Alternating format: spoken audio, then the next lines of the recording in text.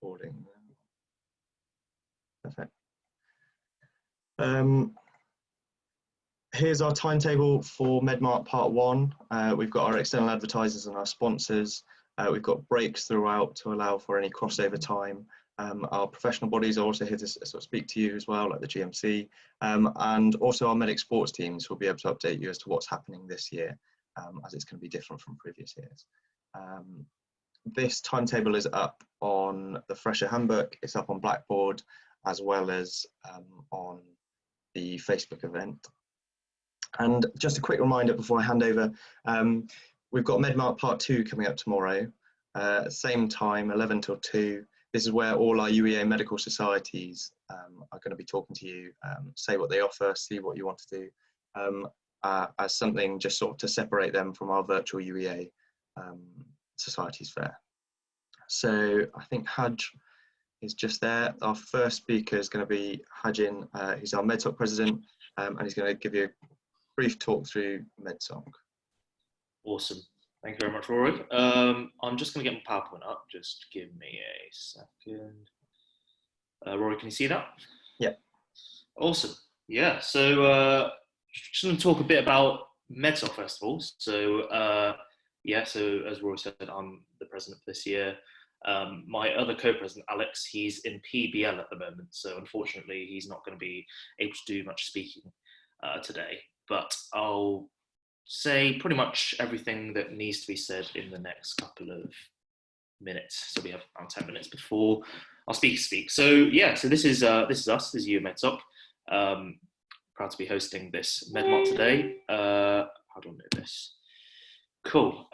Yeah, first of all, welcome. We really hope you enjoy what all these lovely societies and organisations have to say to all of you, especially to the freshers who have just arrived this week. Thank you to all our sponsors, so Medical Protection Society, Medical Defence Union, Wesleyan, BMA, and then obviously the BMA, GMC, and Elsevier. And once again, thank you very much, Rory, for sending out all the emails and messages to pretty much everyone that needs to be here. So sort of virtual clap. Anyway, let's move on. So who are UEA MedSoc? So we're actually the largest society, I think you've heard this already, in the entire of Norfolk, the largest student-led society in Norfolk by member count. And the second largest society by member count is actually the Norwich Surgical Society, which we directly endorse. So that's an interesting fact about us. We represent the entire student body of the medical school, and we represent the medical course in the Students' Union and as a body of students. And we pretty much support all our members in terms of educational needs, financial needs, social needs, and charitable events as well. We are very focused on helping new students especially, so the first year students, so that will be foundation years, and the A100 students coming into us, our medical school, and we offer all sorts of support for them. We've been up to quite a lot over the summer. It's been quite hectic, especially with COVID-19 and the logistics of organising events and certain things with a pandemic going on at the same time. Hasn't been the easiest, but we just want to break down what we've sort of been up to. So as a committee, we've been sort of brainstorming ways in which we could promote the membership in a better light in terms of, especially with COVID-19, we're not going to be able to do certain events as much as we used to do in the past. So we're going to try and make sure the membership encompasses all the things that would happen even with COVID-19 happening. We're going to, especially with social events, this is one of the big things that MedSoc do. We understand that it's been quite difficult for a lot of freshers this year and first years because of the fact that this pandemic's going on. So we've been trying to figure out ways in which to get around it. And we've been planning on a refreshers week for when the time comes around. So please keep your eyes peeled for that. In terms of promoting the membership, we've been up to all sorts of educational, looking into educational benefits. So we've worked on a really big medicine, it's literally called the Big Medicine Folder. It's going to be available on the website for all our members hopefully by the end of this month. So keep your eyes peeled for that. It's pretty much got all the resources written by now F1s and accredited doctors who made notes during their time at UEA, and they were top performing students. So members, keep your eyes peeled for that. We've had a pretty big social media makeover as well. We used to just have one Facebook group and one Facebook page, but we decided to sort of, in order to streamline all the information, we needed to sort of split up the Facebook group into 3. So we've made a Facebook general group, which is the previous existing group, and we've made a charity and socials group, and we've made an education group. And you'll be able to find those all on Facebook. We've also had a pretty big website makeover thanks to Emma and Theo, our publicity execs, and check out Instagram as well, because we've done quite a bit of stuff there as well. We've been working hard with the medical school in terms of equality and diversity as well, and addressing a lot of different issues. If you have any more questions about what we've been doing, please feel free to contact us. We've also nominated a charity of the year called Mind. They're really they're a mental health charity. Look out for them. Look out for future events regarding charity. Cool. So freshers especially, you might have been wondering how to get membership. I'll just quickly break down the benefits of membership. We've got large society at UEA. It's plenty of discounts that we offer in terms of education, social, charity. The list is endless. And we also got a discount for sports clubs specifically this year. This is something new. So it's £10 off any sports club one sports club that you join if you're a new member. Sports club will be speaking later, so keep your eyes peeled for that. Obviously all the educational stuff. We also got all sorts of charity and social events. We offer grants and bursaries. So we've got a £20 conference bursary each year. So that's £20 each year. So that's 20 times 5, which is £100. It's £50 for the whole year. So just by using the conference bursary each year, you're making back £50 because it's 100 minus 50. So yeah, that's something that's a really good benefit of MedSoc we take pride in. We also offer society grants for any societies with lots of MedSoc members in them, and we give them money to help them start up and work the way towards the top. And we also offer hardship funds for those who are not as financially stable. And yeah, so that's something you can also apply for, and we're happy to help you, anyone out there. And yeah, as I said, it's only £50 for the entire 5 years, which works out to around £10 a month. Well, £10 a month, or around 83 pence. £10 a year and 83 pence a month, which is a pretty good deal in my opinion. So yeah, check us out. We offer all sorts of things. So it's one of those things that's definitely worth keeping an eye out for. Cool. And people are saying, okay, how do you get membership then? So here are the steps, guys. So listen up. So it's head over to the UEA.su website, because we're part of the Students' Union. You have to buy the membership through the Students' Union. So that's the link there. It's just www.uea.su. On the top right, it says log in with like a lock sign. Just log in with your UEA credentials. Then once you log in, click the search bar, and it should say, and then so it sort of puts down like a search bar. Type in MedSoc, you'll be able to find us. This is the page here. Once here, you should be able to see the 5-year membership option. Just go ahead and buy that, and then enter your credentials, and you're good to go. Alternatively, you can just click the link here on our website, which just says become a member, and it just takes you directly to this bit here. And if you've logged in, you can just click buy a 5-year membership, and it's just £50, as I said. Cool. Okay. Just quickly, what to look out for in the near future in terms of what we're doing. Once again, keep a lookout for the big medicine folder that's going out straight for our members. Once again, top quality notes from all these doctors who have just graduated or have graduated a couple of years ago from UEA.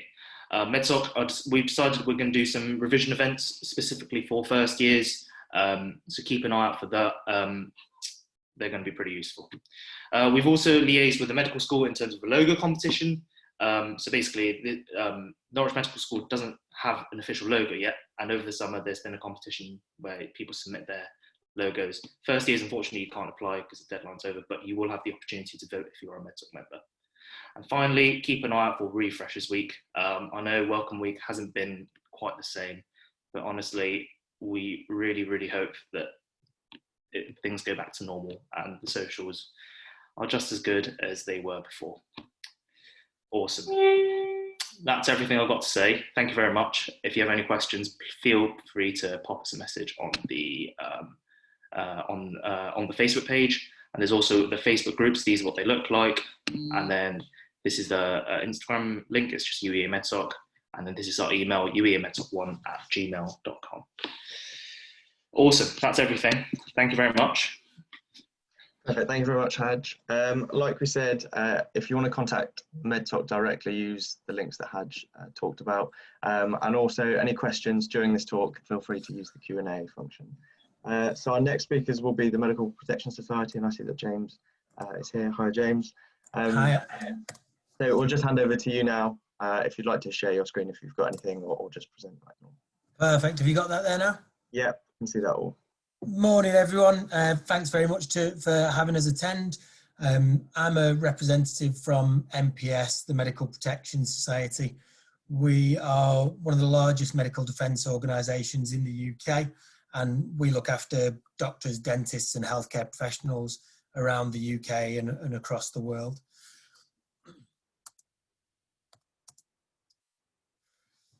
When you graduate from medical school, it's going to be essential that you've got a medical defence organisation supporting you. You'll have to join one at that point, and have one there in case you ever get a clinical negligence claim, if you run into any issues with the GMC or need support and advice for anything else.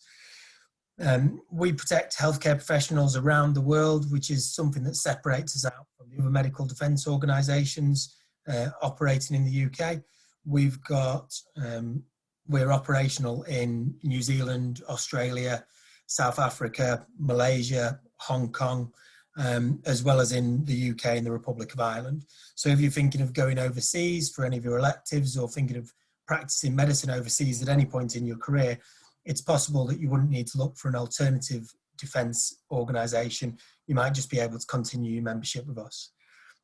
We don't just provide you support for your training years in medical school, but throughout your career. And what we tend to see is that people that join early in their career will stay with us for their entire life cycle. It is free to join. We have a competition running, so anyone that joins during their student years can win their student fees back, so up to £9,250.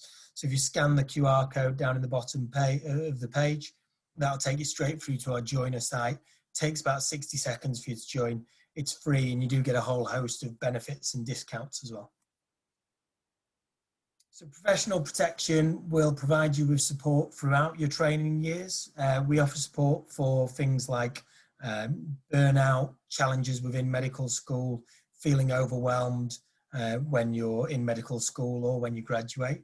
We can provide assistance for any medical legal problems that might arise from your work or when you're on your elective. And we like to think that with our support, we can help you to become the best doctor that you can be. As I said, really easy to apply. You can follow the QR code in the bottom, 60 seconds to sign up, and you can win your first year's tuition fees back. So that's up to £9,250. Some of the benefits, we can provide you with up to 25% off a wide range of medical textbooks. We provide free protection for your electives, which for most medical schools is between years 4 and 5. You'll go on to do your elective, and we can provide you with protection for that free of charge. We have a whole suite of online learning and distance education. That's webinars, podcasts, articles, and lots more on there. We've got a medical legal advice line that's available 24/7. You can get in touch anytime there's an emergency, and you can request assistance for claims, complaints, disciplinary proceedings, any issues with the GMC, or just if you want any advice and support, feel free to get in touch with us anytime. So just to reiterate the points that I've already made there, scan the QR code in the bottom corner. It takes 60 seconds for you to join. Student membership is completely free, and then when you get into your foundation years, currently it's only £10 for your first foundation year, £20 for your second foundation year. But this year we actually waived those fees because of the COVID-19 pandemic. We wanted to make sure that we were supporting our members in whatever way that we could. So we made your foundation year of membership completely free. It's something that may continue into the future. We're currently discussing that and reviewing it. But certainly throughout your student years, it's completely free. As I said, opportunity to win your tuition fees up to £9,250. All of the terms and conditions are available on our website. You can visit our website, medicalprotection.org/freshers, for any more information. Thank you very much for listening. Short and sweet, got right through it. Has anyone got any questions at all? Hi, James. We've just had a question through a different Facebook thing. It's about your electives cover. Is this including both the internal elective that we undertake in Year 5 as well as the external elective abroad? Yes, it is. We can provide free protection for those. Okay, perfect. We've had a question to the chat as well, saying, what's the purpose of joining medical protection as a student? What benefits do you get as a student? Really, it gives you the opportunity to develop a relationship with a medical defence organisation in advance of the time where you have to start paying for your membership. So taking advantage of it over the course of the next 5 years, seeing how much information you get from us and the other medical defence organisations, which information you value the most, who sends you the most spam, whether or not you want to stay with MPS, Medical Protection, or try one of the other MDOs. It just means that you've got a bit of an informed decision rather than relying entirely on what you hear from your lecturers and the medical defence organisations that they might have been with throughout their career. And another question has just been asking about relevance and probably the difference with international students. Does it cover all students equally with this? Yes, absolutely.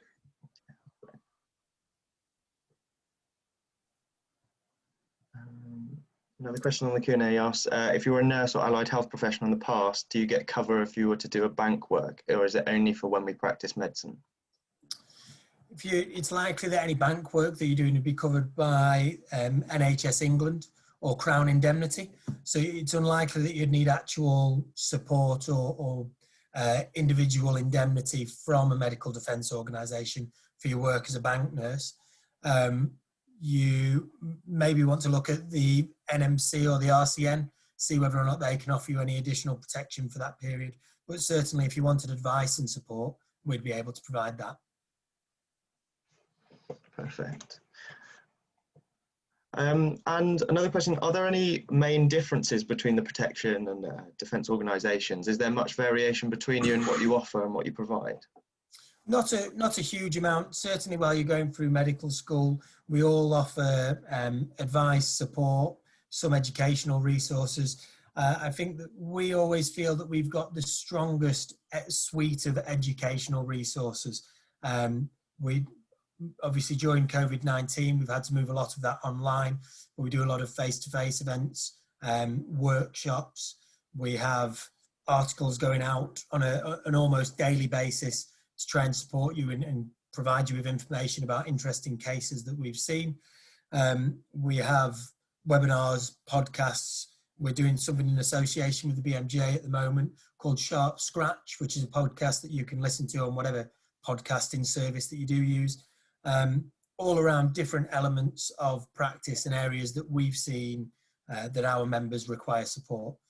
Outside of that, as I said at the beginning, we're the only medical defence organisation that can offer international defence.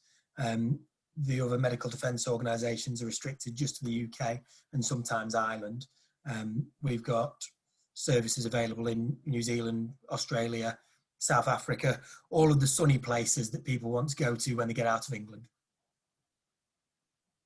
And I think we've got another question.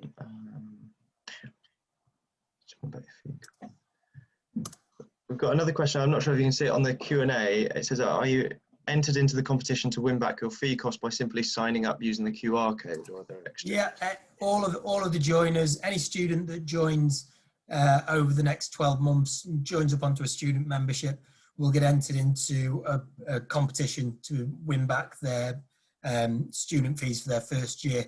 I think last year was the first year that we ran it, and the student who won was delighted and surprised, because I don't think they were actually aware that they were even entered into the competition. So when we got in touch to tell them we were going to be giving them £9,250, they were over the moon. I can imagine. And just as I think a final question, just to clarify, with joining MPS, Yep. does that still leave it open to join other medical defence organisations as well? Certainly through medical school, and we see a lot of members join more than one medical defence organisation throughout their foundation year 1 and foundation year 2. But then when you start getting into the ST years, it starts becoming a bit more expensive to hold membership. So it becomes a little bit more prohibitive to hold membership with multiple organisations. When you're fully qualified, you can only have membership with one medical defence organisation. Otherwise, you end up in a situation where you have dual indemnity, and that can make it a bit tricky if a claim comes in with the defence organisations trying to decide who covers you in that situation. Yeah, perfect. Thank you for clarifying that. I think that's all our questions.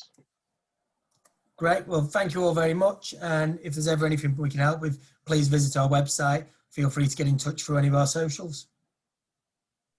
Thank you very much. If you're able to stay around just for a little bit longer to see if there are any sort of latent questions in the Q&A section, that would be I will do, of course. I'll just keep an eye on the chat. perfect. Thank you very much. Thanks. So our next group to talk to external speakers are from the Medical Defence Union. Hi, Hannah. Hi. I'll hand it over to you. Perfect, thank you. Let me just share my screen so you can see my presentation. Can everyone see that?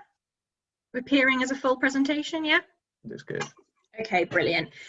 So hi everyone, my name's Hannah Bignell. I'm from the MDU. MDU stands for sorry, my own voice is echoing back at me, which is not helpful. Stands for Medical Defence Union. Before I get started, when I'm presenting a screen, I can't see any questions. So I've got my colleague Lizanne, who is able to access the chat. So of course you can use the Q&A function and I'll answer any questions at the end of this presentation. But if you want anything answering right now, Lizanne will be answering questions in the chat, and she'll also be posting links for you to follow as well. So please do keep your eye on the chat while I'm talking. As you can see here, we've got the QR code on the screen, so you can literally just get your phone out and start filling out an application form now, or you can go to themdu.com/fresher. And on that screen, that doesn't take you direct to the application form. It'll take you to the website to have a look at our website and see what the benefits of membership are. But hopefully I'll be able to cover everything that you need during this talk. So just a little bit about who we are to start off with. The MDU is the world's first ever defence organisation. So putting that quite plainly, there is not a single organisation in the world that has as much experience in this area as us. We are also the UK market leader for medical defence. So the MDU has more members in the UK than all of the other defence organisations combined. So you really know that if you do join the MDU, that you are joining a organisation that many, many of your colleagues trust. We are a mutual not-for-profit as well. So what that means is that you as students won't pay us any money right now, but you will have to when you qualify. And the way that our system works is any funds that we have from our members go into a pot, and we don't pay any shareholders. We don't have any shareholders. All that money goes towards improving our services and supporting our members, and that's really, really important to us. And we are also the only defence organisation in the UK that has a doctor as our chief executive, which we think is really important as well, because it means that whenever we make decisions, they're coming from the top down, from a doctor who's been where you are, has dealt with the things that you are dealing with, and knows how to support you and what's important to you as well. You're probably wondering, I've already seen some of the questions, to be honest, why would I be interested in medical legal assistance as a student? So when it comes to medical legal assistance, in the grand scheme of things, we would expect all of you to join a defence organisation. When it comes to your student indemnity, the reason that we have been invited today is because the MDU is a sort of a recommended sponsor and a society that you can, organisation that you can join. Your faculty will probably advise that you join a defence organisation, as clearly are the MedSoc as well. And the GMC will also advise that you have some form of support in place as well. The kind of problems that we see from students are quite different from the kinds of things that we support our doctors with. When it comes to our paying members, our doctors, so FY1 and beyond, that's when you're really looking more at clinical negligence claims, complaints from patients, investigations from the GMC, coroner's inquests and that kind of thing. Much more clinical. But as a student, you're not going to be that really heavily involved in the care of your patients, especially not at this stage, of course.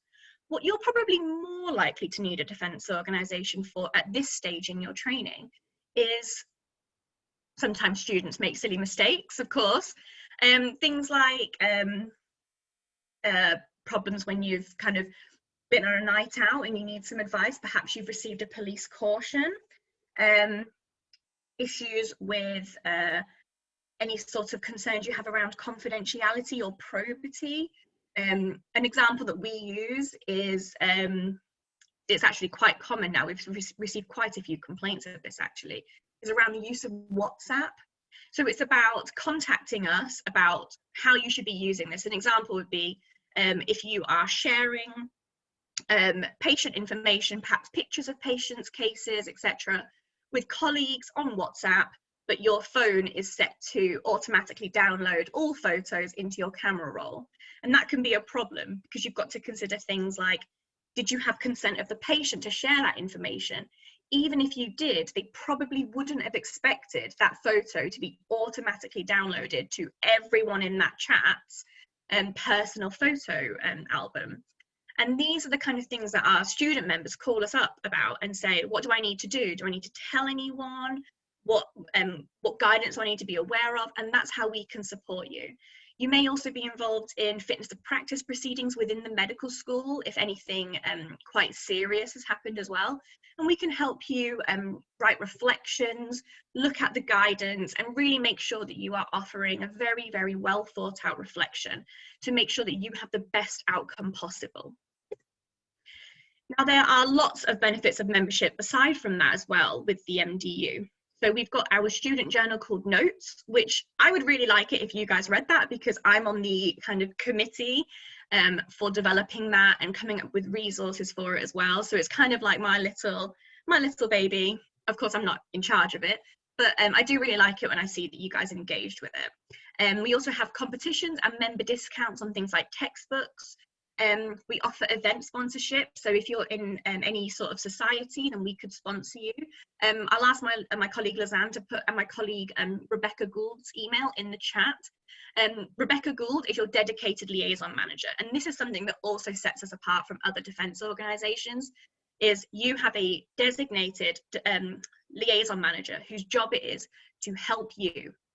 Unfortunately, Rebecca Gould is on leave today, so that's why I'm here with my colleague Lizanne. But any further questions or any concerns that you have about your membership can be directed to Rebecca. She'll be back tomorrow and she can answer those questions for you as well.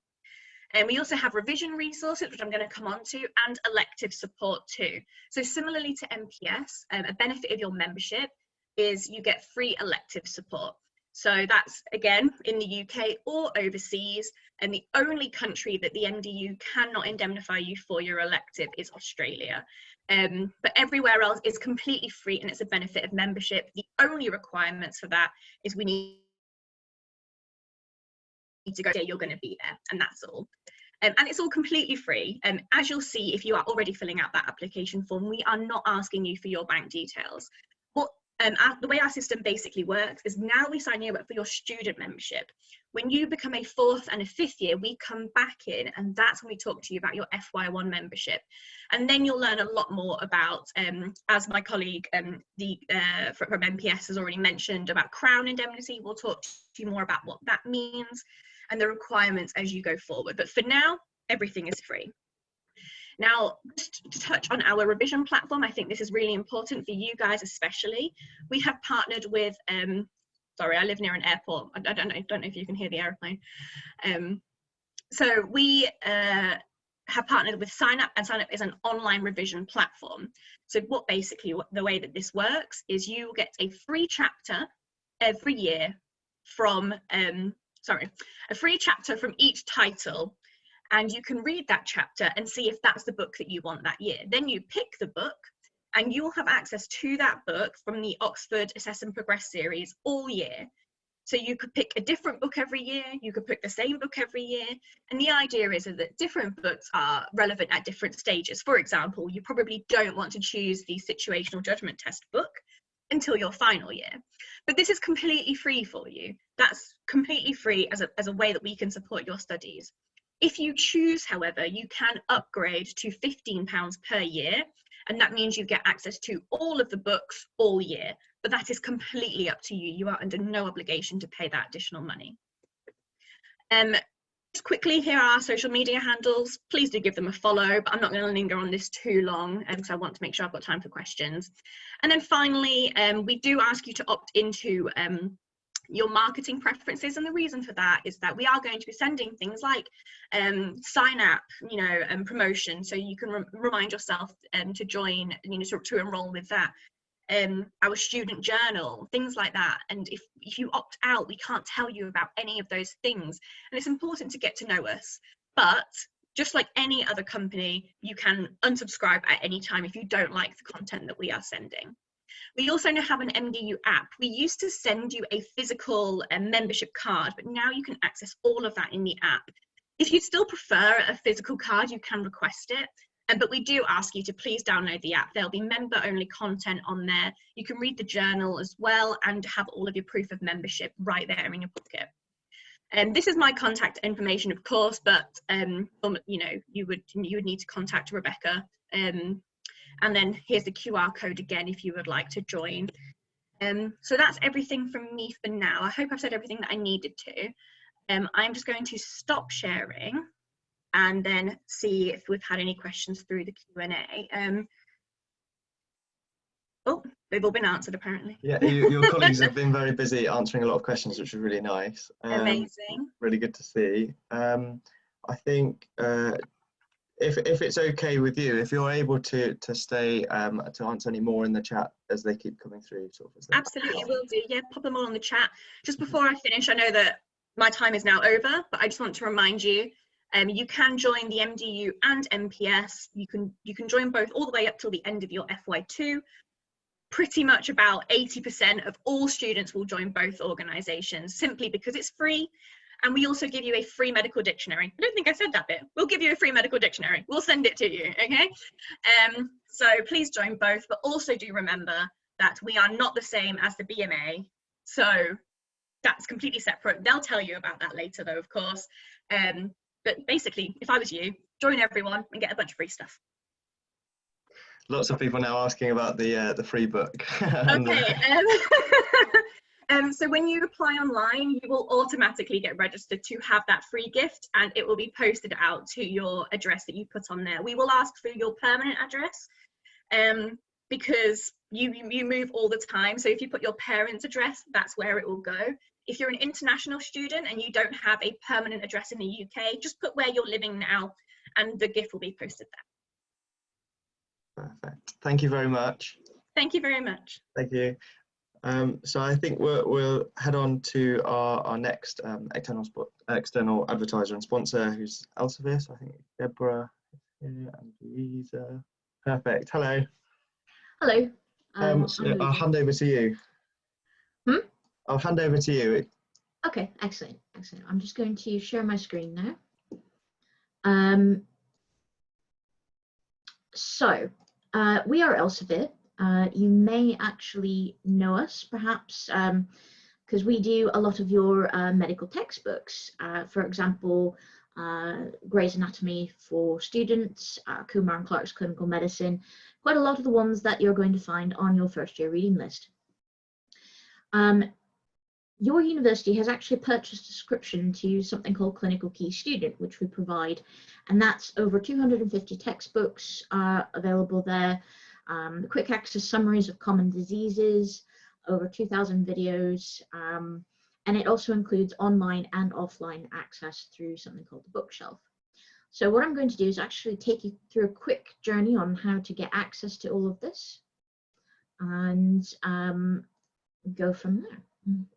So if you go to clinicalkey.com/student, I believe my colleagues will probably pop this into the chat for you so you can actually have a look.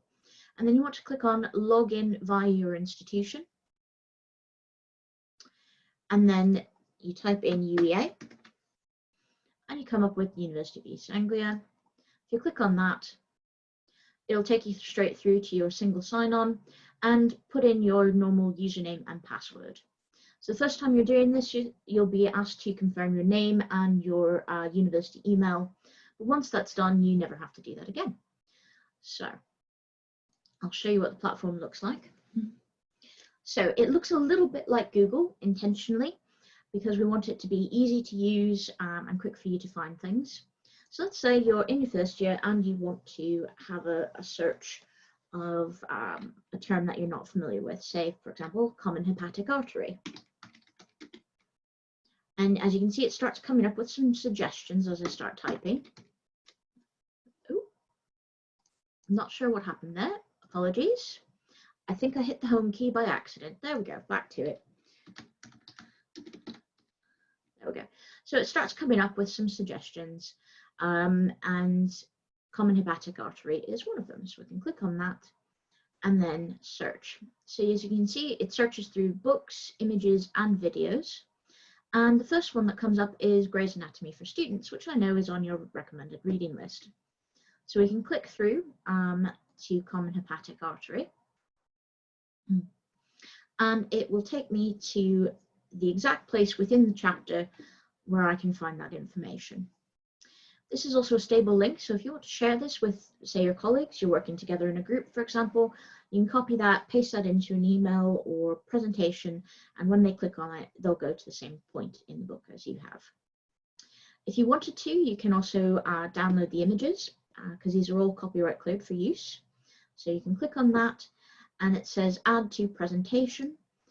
This presentation is more of an image collection, so you can just hit add.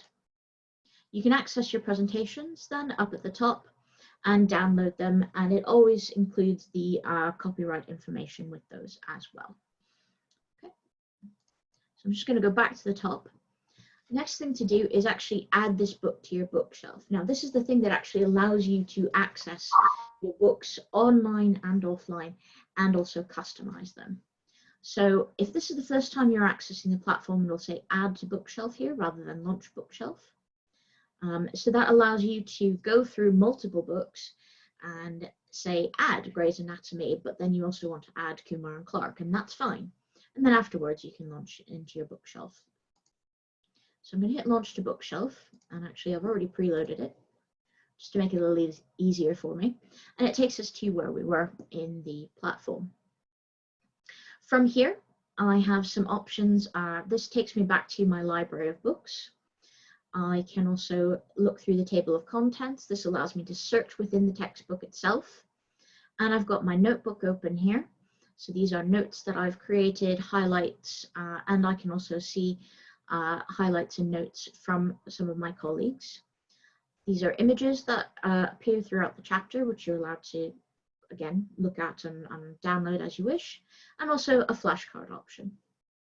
So, show you how to do a quick highlight here. So we can click on fast highlighting. As you can see, we've got a few options. I've put this as personal notes. These are all customizable, which means that it doesn't have these people in it. The people indicates that it's a shared highlighter. So in this case, I want to make a personal note for myself. It says fast highlighting turned on, and then I can just click and drag and highlight whatever I would like. There you go. As you can see, it pops up in there. From there, I can click on this if I wanted to, and I can add a note. I can copy this sentence, so that'll copy it onto my clipboard, and I can then paste this into my notes or whatever you would like to do with it. I can even create a flashcard with it. Let's say I want to create a flashcard under the GI revision deck. Oh, apologies, I seem to be having a little bit of technical difficulty here. I'm not quite sure why that is, but never mind, it happens. But yes, you can create a flashcard and that should work from there. Okay, you can also read aloud. So reading aloud from there, I'm not going to actually get it to do that, but say if you're on the train or you're somewhere where you just can't face reading the textbook at the moment, it can read to you, and there is a way for you to set and adjust the voices on that as well. And if you're dyslexic a little bit like me, we have some options to change the fonts, change the contrast as well, margins, etc. So that's a very, very fast tour of how to use this. We are going to get you guys some more resources so that you know how to access this, and there are some videos for you. In fact, let me show you this. So this is your link to clinicalkey.com/student. Make sure that you type that in when you go onto the website. And we also have the Clinical Key Student Hub, which has your videos on it to go in more depth with this, okay? And the app. Now, the app allows you to access things offline. You search in your app store for Clinical Key Student Bookshelf. If you have anything else in, you'll get to a slightly different app and it won't work properly. This is what it looks like on a book on the App Store. So do keep that in mind. Excellent. I'm going to turn over to my colleague Debs now to talk to you a little bit about succeeding at med school and entering for a chance to win some books and complete anatomy subscriptions. So there you go. Off to you, Debs. Thanks, Louisa. That was great, and I'm sure that you'll all agree that Clinical Key Student will probably save you a lot of time and be an answer to some of your prayers in your first year. I know that you guys are inundated with information at the moment, but I did just want to tell you about something that I think that you'll be interested in. We at Elsevier have set up a website with resources for first year students. You can see the URL here, and I've also dropped it into the chat.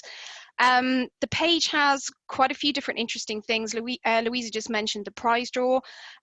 If you enter our competition, you get entered into a prize draw where you can also get a booklet with hints and tips of how to succeed in your first year.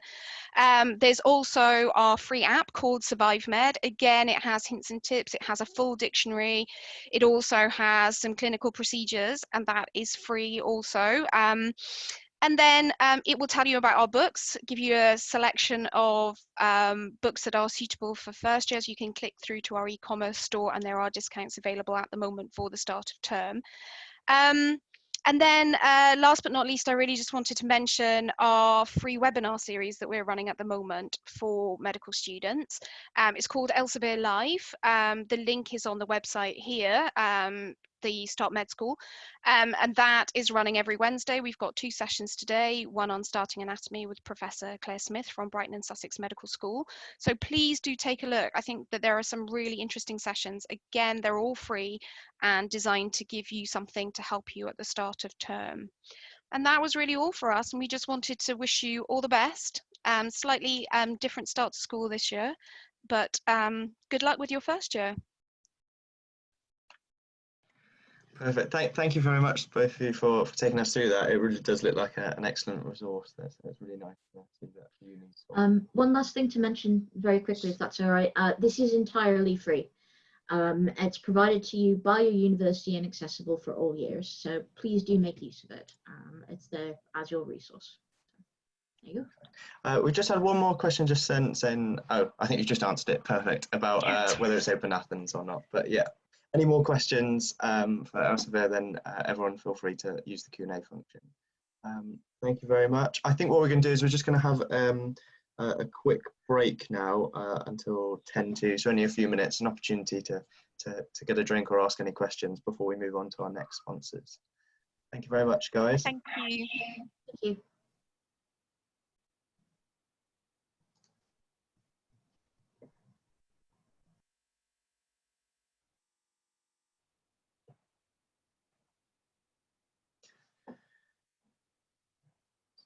So just to reiterate to those people that have joined slightly after, the Q&A section is always open to ask any of our sponsors or sports teams or professional bodies any questions.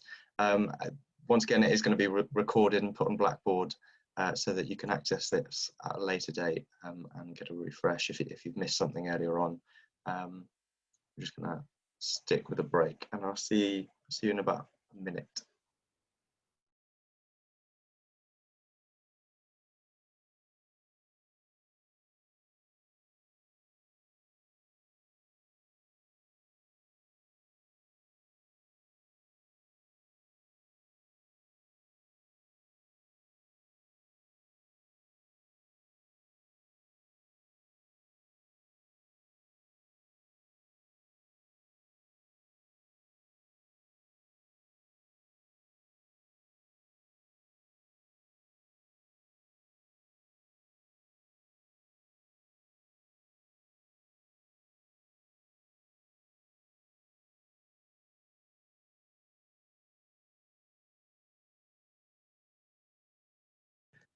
Yeah, so super quick break opportunity just to get a quick glass of water.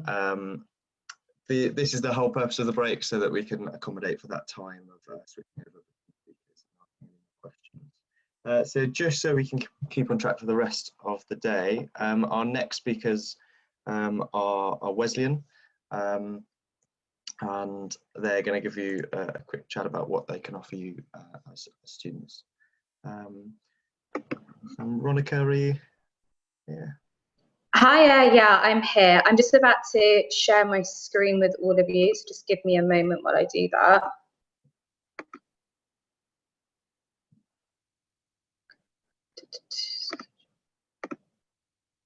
Just double checking, everyone can see the slideshow, can't they? Yeah, it looks good. Perfect, thank you very much. So I'm just going to begin. So my name is Ronica, and I'm one of the student liaison managers at Wesleyan. Now, we have a national team of student liaison managers. I in particular look after your school, and that's why I'm here today talking to you guys. I'm basically here to tell you about how I can support you during your time at medical school, and then also after your time at medical school as well. So just to give you a little bit of an overview of who we are and what we do. So we've been around for over 175 years, and we're one of the most financially strong insurance companies in the UK. So what this basically means is that if one day every single one of our members decided to claim on their policies, we would actually essentially be able to pay them all out, which is a very unheard of thing. We also have an advisory board at Wesleyan as well. So this is basically students as well as junior doctors and dentists, and also more senior doctors and dentists, and they basically advise us on what products we should be offering you guys and how we can support you further. We also have financial consultants at Wesleyan, so this basically means that they can advise you on absolutely anything. I'll speak about this in a little bit more detail afterwards, but they are specialists in your field, so they are talking to only other doctors or other students and things like that. And we're also a mutual, which is something that we really cherish at Wesleyan. So this basically means that we don't have any board members or anything like that. So what we do is we are able to any shareholders. So we're able to reinvest our funds back into you guys, and especially at student level, because we appreciate this is our new generation of doctors. I'm just going to tell you a little bit more about our mutuality. So as I said, we're a mutual and we've been around for over 175 years. So we don't have any shareholders, so we're able to focus on our members and our customers. And this is why, we carry the slogan, "We are all about you" as well. So as I mentioned before, I'm your student liaison manager here at Wesleyan. So I'm here to support you during your whole time at university. So if at any point you have any questions or anything like that, I will share my email address a little bit later. And you're able to contact me directly. So these are the different things that we're able to help you out with during your time at university. So as a fresher, we're kind of just introducing ourselves to you and what we do. So once you reach penultimate and final year, we're actually able to offer you free income protection. Now, I won't bore you too much with this, but essentially what this is, it's a free policy, so it's free for penultimate and final year students, and it basically covers you if you ever become sick or injured for 6 weeks or more and unable to complete your studies on time, and we'll pay you £210 per week. What happens during your penultimate and final year is we actually carry things like pizza lunches, we'll be at your GMC day, We'll sponsor lots of things during your time, and other societies, and you'll actually have that opportunity, you know, to sign up to that free income protection, and we'll explain it into a lot more detail at that point. However, at this point, we're able to offer you sponsorship. So, for instance, if you're part of a society or, you know, an educational event or anything like that, we can offer you sponsorship. We have done in the past for lots of sports teams and things like that. We also coordinate something called the Next Step event as well. Hopefully at the end of this, I'll actually show you a quick clip of what that is. And also, once you do go off an elective as well, we also do offer elective insurance. Hopefully we're over this pandemic at that point, and elective will be ripe and open for you guys to go to, so we can offer your elective insurance as well. There are other companies out there who do as well. Ours is quite competitive, and it is very specific, you know, to being a medical student kind of going abroad, but obviously that's something that you can look at in a bit of a later date. And generally we're here to support you during your time at university, be it anything in terms of your financial needs. As I mentioned before, we will support you after your time at university. So I'm your student liaison manager. I can support you during your whole time at university from the beginning to the end. But what happens afterwards is we have a group of financial consultants at Wesleyan, and they will offer you expert and tailored advice to your needs. Some of these things, obviously, I know it's still really new and you've just started university, but obviously things like your NHS pension scheme, your NHS sick pay, your salary, your pay grades, your pay slips, your credit score, your mortgage, different things like that is things that we can advise you on. We do educational events as well, so obviously keep your eyes peeled out during your time at university, and those are different topics that I will go into during your whole time.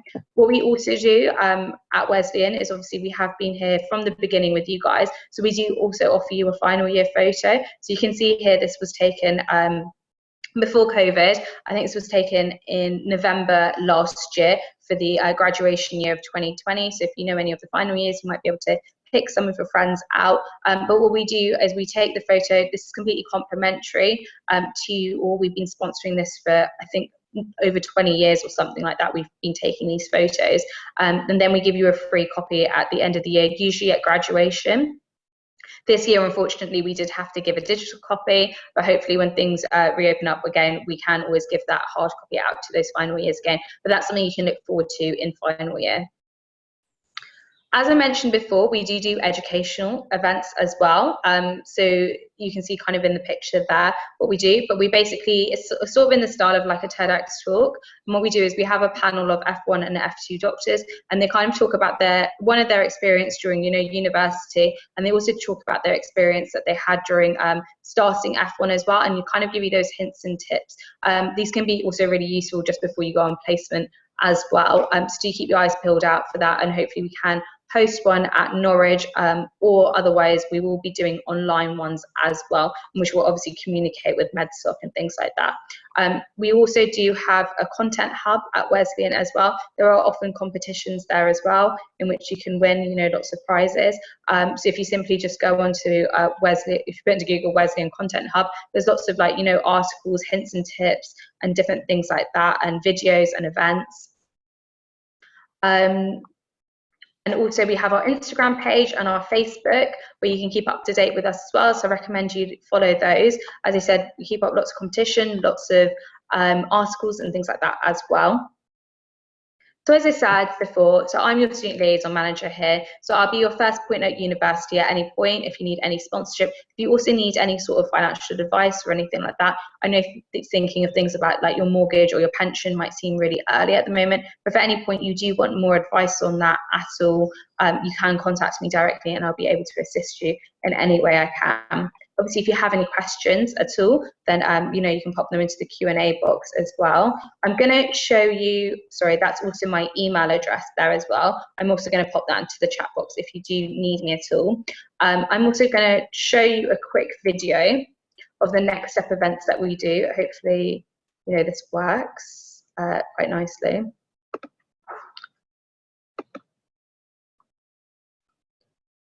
So am I able to play this? Can everyone see this?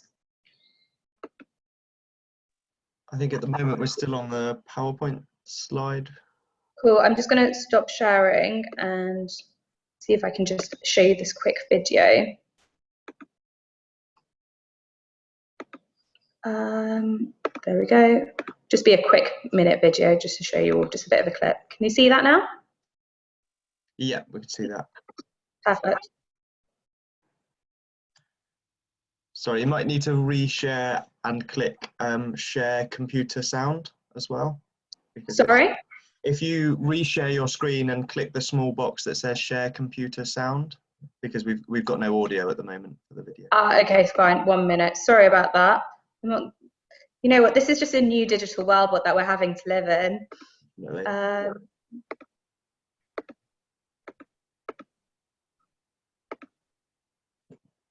Do you know what? I think I'm struggling a bit with this, but what I'm going to do is I'm going to put the link into the chat box for you all, and then you can, you know, watch it during your free time, because it is a bit longer than that anyway. So that's what I will do. But that's everything from me. And as I said, I'm going to put my details into the chat box. It was just a really quick introduction about what we do and things like that. But you obviously will see a lot more of us during your penultimate and final year. But yeah, that's everything from me. If there was any questions. Perfect. Thank you very much. We got another question. I think we've got some fourth years that are asking questions, especially about electives. With your elective insurance, is that just the external elective that's that can be covered, or is there any need for internal elective insurance cover? So if you are staying, do you mean by staying in the UK? Yeah, if you are staying in the UK, in all honesty, you don't need to be taking out elective insurance cover. It's only if you are leaving the UK, you do need to take something out, because if you think about it, you've been on placements more than likely during your time at university and been completely safe during that time. The university does offer you some kind of elective cover, but it's at quite a basic level, but it's more than enough for somebody staying in the UK. If you are staying in the UK and you are a fourth year, then you can take out our income protection, which will be more than suitable for you, which is completely free. And what that will do is that will cover you if you become sick or injured for 6 weeks or more. Obviously, when on placement, you're more likely to become sick or injured just because, you know, you're exposed to more things. So what I will do is I will put a link to our application form for that, and that'll have all the details. I haven't gone into too much detail about that today, just because I assumed it was more freshers. However, I will put the link to that, and that's actually probably more ample for you than anything else, because you take that out as a fourth or fifth year, and that will cover you during your time at hospital if anything does happen to you. Perfect. Thank you very much. If you're able to just stick around and answer any questions that come up, that would be 100%. Thank you so much, everyone, for your time, and wish you the best of luck during, you know, this new age that you're at university. Quite different, yeah. Very different. So our next speakers are from the BMA. I understand. I'm not sure who's presenting. I understand that a couple of you. I'm here, Louise Cox, and my colleague Joanne. Yes, hello, I'm here. Yeah. Hi. Good to see you both. So I'll hand over to you now, if that's okay. Brilliant, thank you. I'll just we've got a short presentation for you.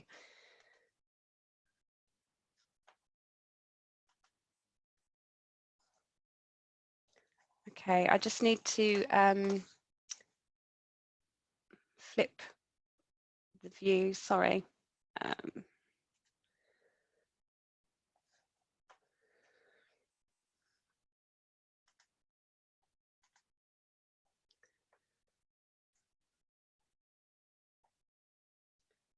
Okay, can you see my notes pages? I think I need to swap. Yeah, we can see. We've got it on. Hey, perfect. There we are. Brilliant. Okay, thank you. Okay. Well, hello everyone, and on behalf of everyone at the BMA, welcome to medical school. This short presentation will outline who the BMA are and how we support you throughout medical school and towards your future career. My name's Louise Cox, and I'm one of the BMA's membership development managers. My colleague Joanne is here with me as well. If you'd like to quickly introduce yourself, Joanne. Hello, yes, my name's Joanne Cameron. I'm an employment advisor that supports your local area. Thank you. Last year, 90% of all first-year medical students joined the BMA at a freshers' fair, and with things being done slightly differently this year, we don't want you to miss out on the free membership. So the BMA is the trade union and professional organisation for doctors and medical students, and joining the BMA allows you to become part of a large community of over 160,000 members. I think, Joanne, you're going to run us through this. Okay, yeah. So yes, I'm going to set out some of the ways that the BMA can support you as doctors and also as medical students. So we offer support to you both in your studies but also your personal lives. So when an issue can arise in your local area, we've got 230 local advisors on hand to help you by negotiating on your behalf. You can also approach your local student representatives who will help you with any issues you may have. So as I said before, I'm an employment advisor and I cover your local area. I'm responsible for providing HR and employment law advice and support when it's needed. This can be required as a student and also as you progress to a junior doctor. For example, we can assist if there are any issues surrounding exams and qualification, placements and rotations, or if there are any pay or benefit queries. We also provide a contract checking service, which can be useful to ensure that each contract you receive is compliant with the law and also the national terms and conditions of service that we agree.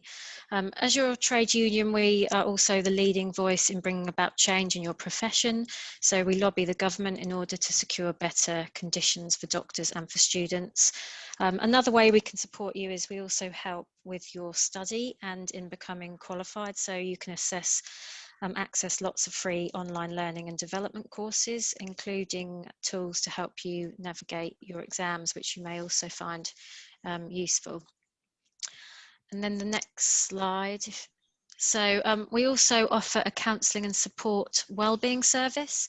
So as we all know, these are very difficult times at the moment, and as new students, you may find yourselves experiencing some additional pressures and stress and anxiety. So whether it be exam stress or relationship issues, we always have someone on hand to talk to you. So you can call our support service 24/7, and you'll have a choice of speaking to a professional counsellor, or also you could speak with a doctor for some peer support. So this is a free and confidential service that's available to you, and you'll see on the slide there the details for finding out about that. So yes, I'll now hand back to Louise to talk you through the next part. Thanks, Joanne. As a student member, you can also access our exciting new online tool, Specialty Explorer. It's an online psychometric test which takes about 20 minutes to complete, and it asks you all sorts of work-life balance questions to help you make an informed choice about your future specialty. It provides you with a very detailed and personalised report listing your top 10 specialties according to the answers that you've given. It's really quick and easy to use, and it covers all the specialties in the UK. And this is, it's an excellent tool to use throughout your time at medical school to see how your interests develop. The BMA library brings together expertise and medical education resources to help you further in your studies. Our experts are on hand to help you with research, assignments, and search queries. You can access thousands of the top e-journals and e-books for medical students. And if we don't have what you need, we'll work with other libraries to deliver the resources you require where possible. You can also access over 22 million journal articles, research services, e-books and e-journals anywhere and anytime. And our guys in the library really have supported so many students throughout their finals. You can use our guys as your search engine.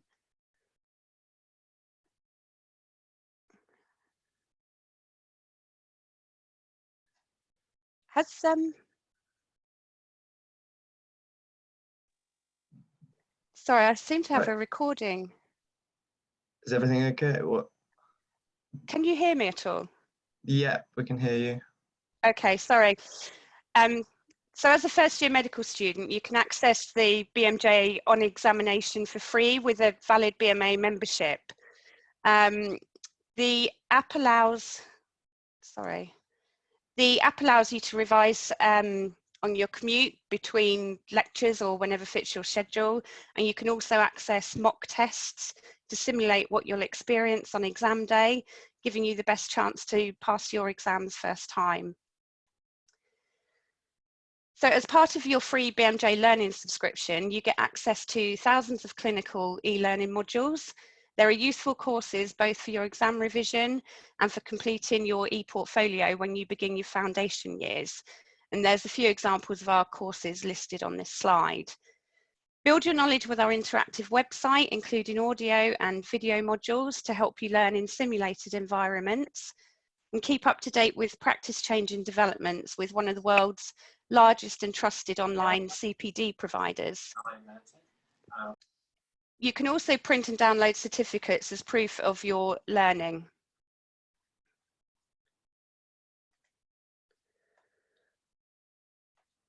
Another important membership benefit is the world famous British Medical Journal.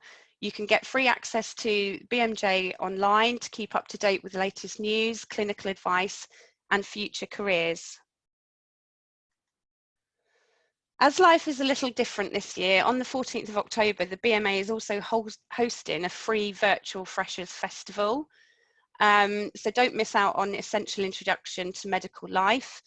There'll be, you can access live sessions. You can hear from our guest speaker, Dr. Alex George, who's an A&E doctor and also rose to fame on Love Island in 2018.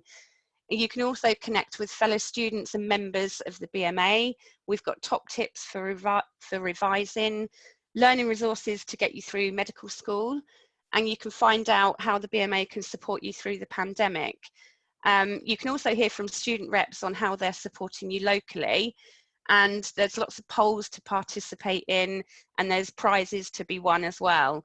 So if you've got your phone in front of you, you can just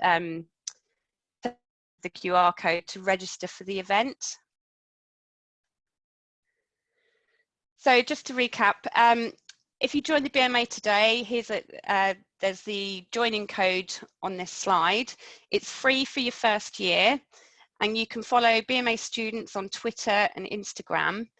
And just thank you really for watching and listening. And sorry for a blip there, something in the middle of that, something happened with my slides. So I shall stay on in case there's any questions. Would you like me to stop sharing now?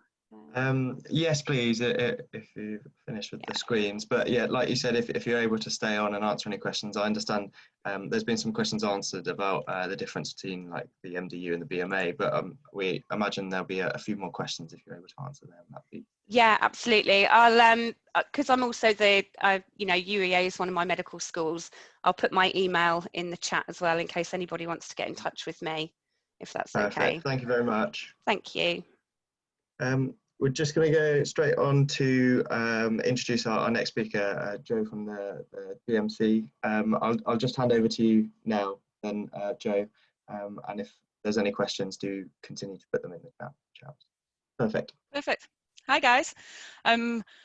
I wanted to start by saying thank you. This is a heck of a time to be starting medicine and starting your career as a doctor, and I'm incredibly grateful, and we all are incredibly grateful that you are you've kept to your decision to do this. So thank you so much, and I wish you the very best of luck through your time at UEA.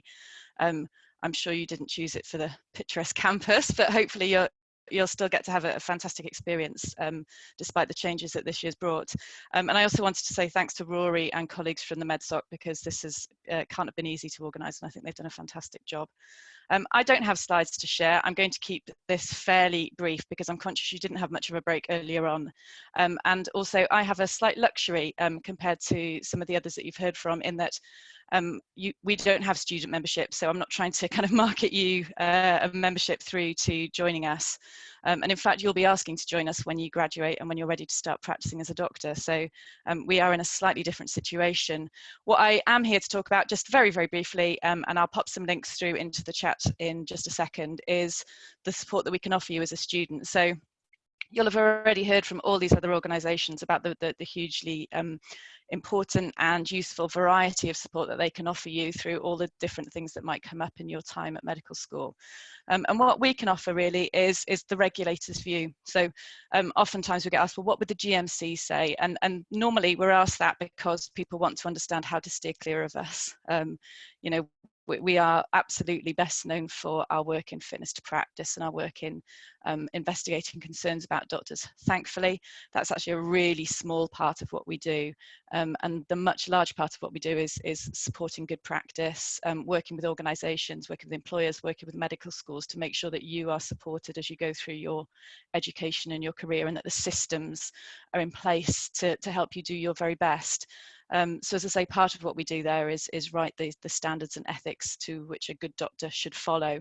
And you can have a look at those. They're all on our website, and we have interpreted them for students and helping medical students understand what's expected of them as a medical student in terms of ethics, in terms of making decisions, in terms of things like having difficult conversations around end-of-life care, or seeking appropriate consent, or whether it's okay to discuss certain things on social media.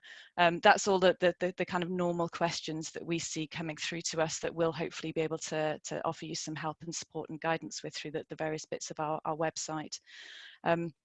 As I say, thankfully, fitness to practice is a small part of what we do, but it is an important part of what we do. There needs to be a way of understanding if a doctor has done something wrong, or is practicing in a way that's potentially unsafe to them, their colleagues, or their patients. And we do very, very occasionally have problems with medical students as well through some of their practice.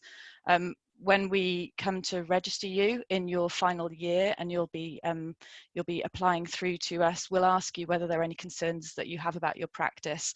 Normally what we find is around about 10% of students do declare something to us, often around health. And all we'll be looking for there is to make sure that that if you have a particular health condition that might impact on your ability to practice, that you're aware of it and that it's being managed, so that you're seeking care from a GP, or you're seeing some form of might be that you're seeing a regular psychiatrist, or that you're on medication, or whatever it is that you might have. We'll just be looking to make sure that, as I say, that you've got insight into that and you're able to practice safely. And that's really all we're looking for from doctors, is that they are aware of where there might be issues, they ask for help if they need it, and they know where to go to get support. And all these organisations that you've heard from today are here to support you and to really help you in your practice. So I think really that's all I wanted to say. As I say, conscious of time and wanting to kind of get you guys so you can have a slightly longer stretch break. But really, thank you so much for what you're doing. I wish you the very best of luck in your time at UEA. And as and when your professionalism sessions start, myself or one of my colleagues will be along and happy to help. But in the meantime, if you've got any questions now, feel free to ping them through. Thank you very much for your introduction, Jo. That's really useful. And also thanks to all our external advertisers and sponsors for that first half of MedMart Part 1. That was really good to get an introduction from all of you and see where we stand, especially for the new students. If you've got any questions, still feel free to put them in the chat in the Q&A. We understand that the external sponsors are quite busy, and our professional bodies are quite busy, so they will be there for as long as they can, but they're not going to be there until the end of the talk. So try and ask your questions now. I'm conscious that we do need a break for everyone, so I'll probably start the break now, and questions can occur over that, if that's okay with everyone.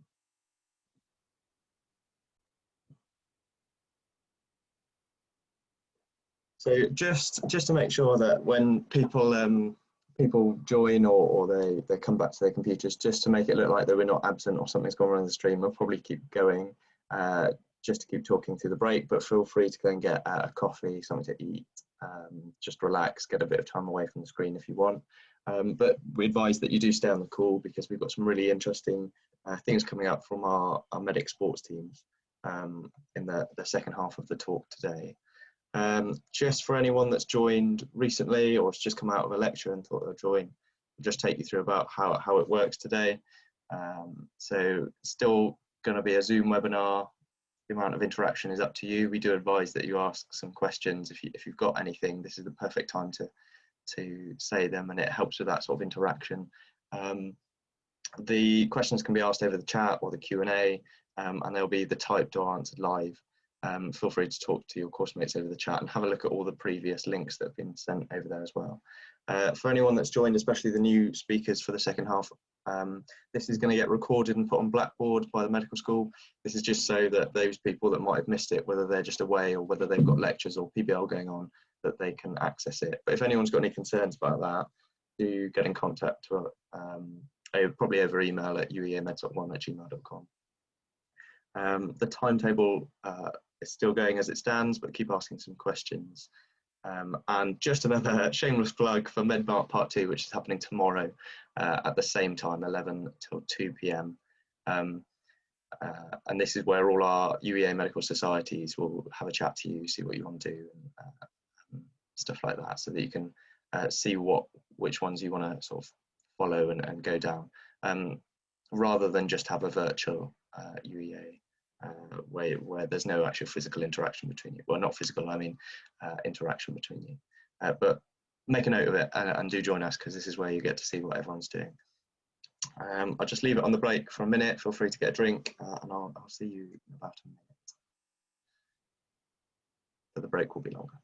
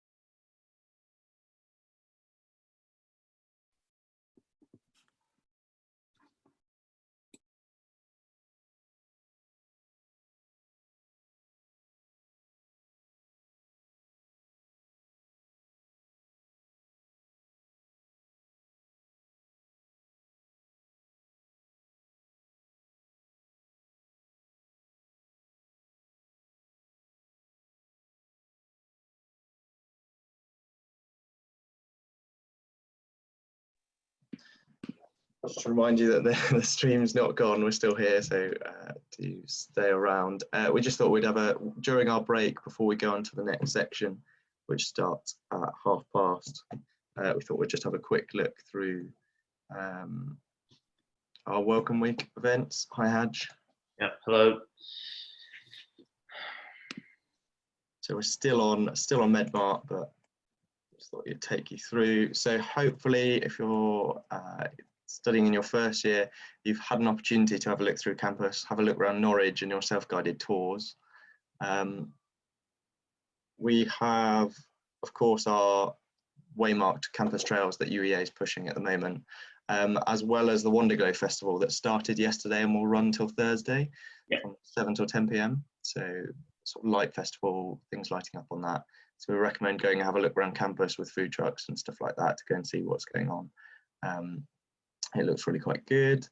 MEDMart Part 1, we're still going through it, and we hope you've got lots of questions for the sports teams before you meet them for any training sessions that they've got planned.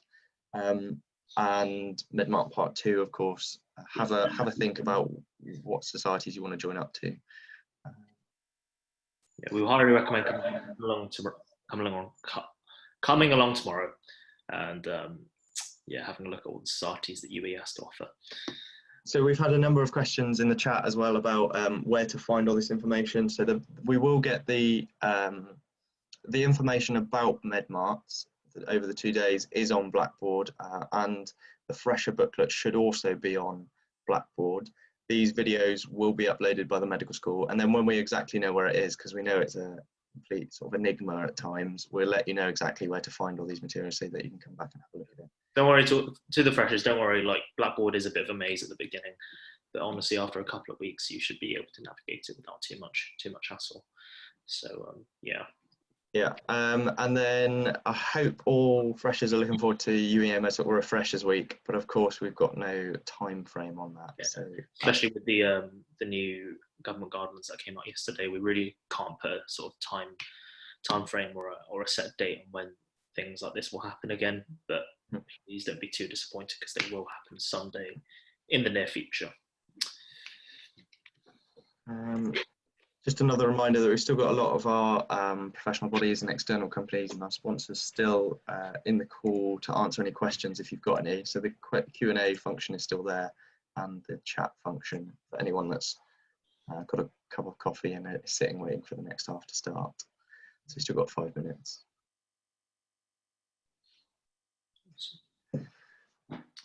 Someone did ask about the jumper that you're wearing as well, Rory. So that's a MedSoc committee exclusive stash, but there will be a MedSoc stash order later in the year for all medical students, but MedSoc members will get a significant discount on all the stash that we offer. And that typically is around in the next couple of months. So keep an eye out for any social media updates about that. And we typically offer hoodies, jumpers, polo shirts. We're thinking of offering some new things like beanies, facial masks. So yeah, but keep an eye out for stash that we offer. Any more questions in the Q&A? Okay. Yeah, there's still some questions sort of slowly flowing in. All the contact details are not only on each respective sort of slide and talk in this call, so you can find them at a later date. They should also be within our Fresher Handbook as well, so that you can contact the BMA, the MPS, the MDU to ask them any questions if you suddenly think of it, I don't know, next week or something and you want some answers. And also there's going to be a transcript of the chat and the Q&A with the questions and answers that's going to be released alongside when we release this recording on Blackboard. So you can have a look at what questions have been asked and the answers that have been put in there, so that all the information's there. You just have to have a quick check through it and see what's going on. So we've still got a bit of time for people to grab something to eat or drink. Maybe turn off the video. Oh.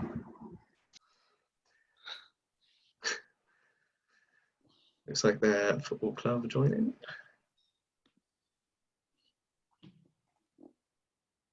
We'll stop the video just for the moment. Just we'll get them to restart the video in a minute. We've still got a bit of time. 4 minutes.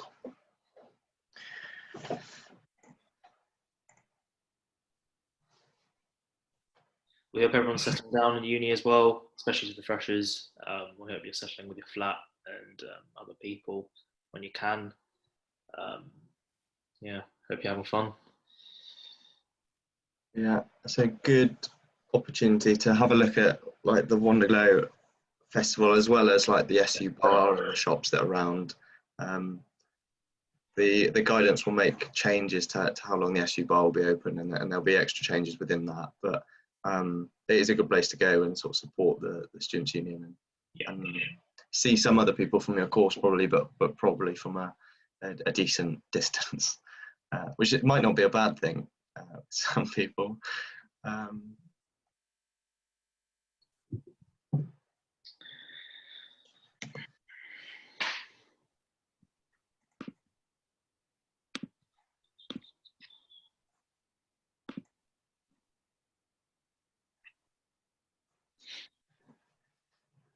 Any more questions, feel free to put them in the chat, even if it's for MedSoc as well, or related to things that are about to come up. If we know that what the questions are for the sports teams. I know there was a talk about, well, people asking about football tournaments and stuff coming up. So there's a number of things that people want to ask about that.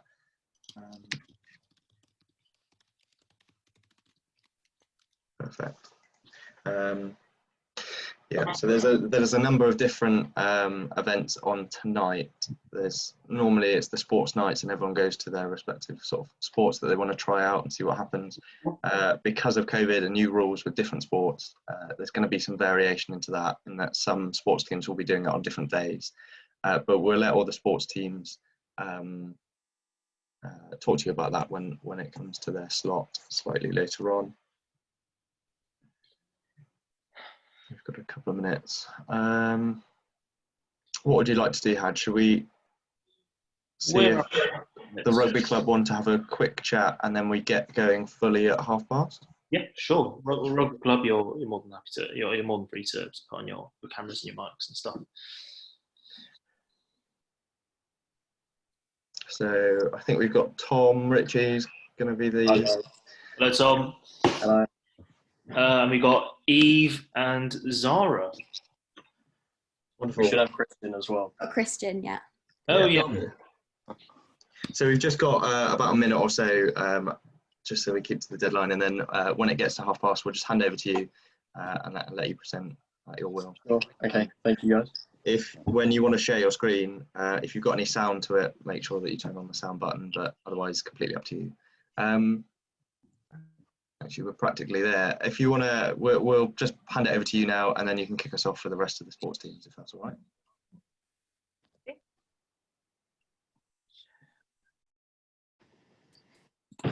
My screen.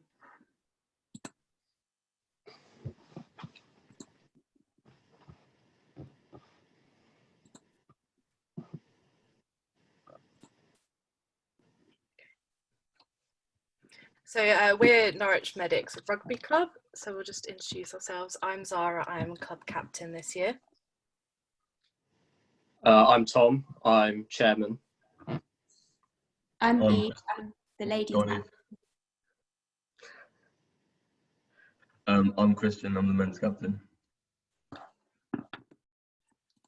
So we're a friendly Norfolk rugby club that was originally founded nearly 20 years ago by medical students and healthcare professionals, and we're open to all of the above, anyone who loves the game.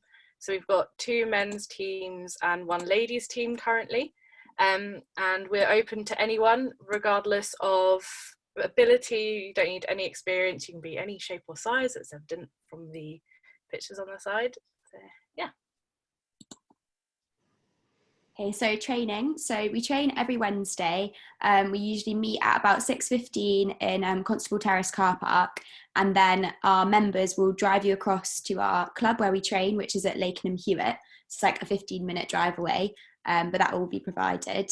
And then on Saturdays, we're also going to run training as well, as there won't be any games happening in the near future for both men's and ladies.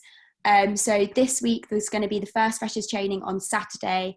We're meeting at 10:45, like I said, near the Sainsbury Centre and Constable Terrace. So bring along your boots or just trainers if you've got them, doesn't matter. And we've got all in line with the COVID guidelines at the moment. Also, just a side note for the ladies, we've actually got a tournament coming up on Saturday the 3rd, a touch tournament. So if you're interested, that would be a good opportunity to get into the game. Here's just some pictures from some match days. You can see won some cups and things. Okay, so I'll just briefly talk about the current changes that are in place for us due to COVID. So as you can see there on the diagram, we're currently at stage D of the Return to Rugby roadmap, which is published by the RFU, which is the governing body for rugby in the country. And so we're strictly following what they're allowing us to do at the moment. And as you can see down the side there, we've got a few rules. So we ask that if you do attend training on Saturday, since Saturday is our first fresher training session, we ask that you bring a mask with you. If you don't bring a mask, unfortunately, we won't be able to provide you travel. So it is essential that you do bring a mask with you. We also ask, if you can, to bring your own sanitizer, because you will have to enforce sanitizing every 15 minutes during training. And as it says there, yeah, we're following the guidance from the RFU. Obviously, when we get to the clubhouse, there are quite a few changes in place in terms of how many we're allowed, and there are restrictions on how many people we are allowed to have at training, but we're trying to maximise that to the best of our ability to try and get as many of you down there for the first training session as possible. Obviously, it's going to be very different to what we're used to, and at the moment we're only training for touch, although we are allowed to do some very limited contact training. So you don't need to worry about bringing a gum shield or anything for the moment. We just ask that you bring trainers or boots if you have them and turn up in some sports gear. And I hope that all makes sense. If you have any other questions about our guidelines, then feel free to put them in the Q&A. You can also find our guidelines on our Facebook page, which sort of state how we're running things at the moment. So I hope that sort of reassures you that we are, you know, trying to the best of our ability to get things moving. Perfect. Thank you very much, guys. We'll just wait. We've got a few minutes just for people to ask any questions if they want. Just to reiterate, your first training is on Saturday, right? And meeting. Yes, we did have a few more slides, but yeah, just to reiterate, our first training session is this Saturday, meeting in between Constable Terrace and the Sainsbury's Centre on the grass. We ask that if you do attend to stay in sort of your bubble, so your flat, if you are attending as a flat, and keep a social distance 2 meters when gathering. And we're going to try and manage that to the best of our ability to make sure that we follow both the universities and the government's guidelines with mass gatherings. Perfect. Thank you very much. And then the first social is coming up, but will be virtual. So yeah, that'll be a good one to look forward to. Yeah. I don't know if was there another slide, Zara? There's like 2, isn't there? Yeah. There's one more, I think. 2 more. Yeah, it's just about our socials. So first one is the Saturday 3rd.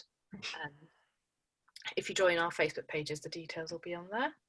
So we just had some pictures. Christian wanted to talk briefly about Chairman's Dinner.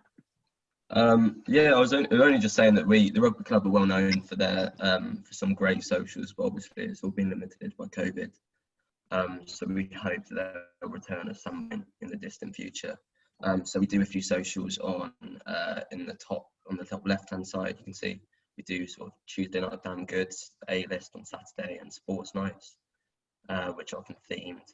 And then we have other charity like days. We have charity match days, and I think there's a few people that are running the Norwich half marathon at some point whenever that gets back on. And then the bottom photo is from Chairman's, which is our one of like the biggest social of the year, really.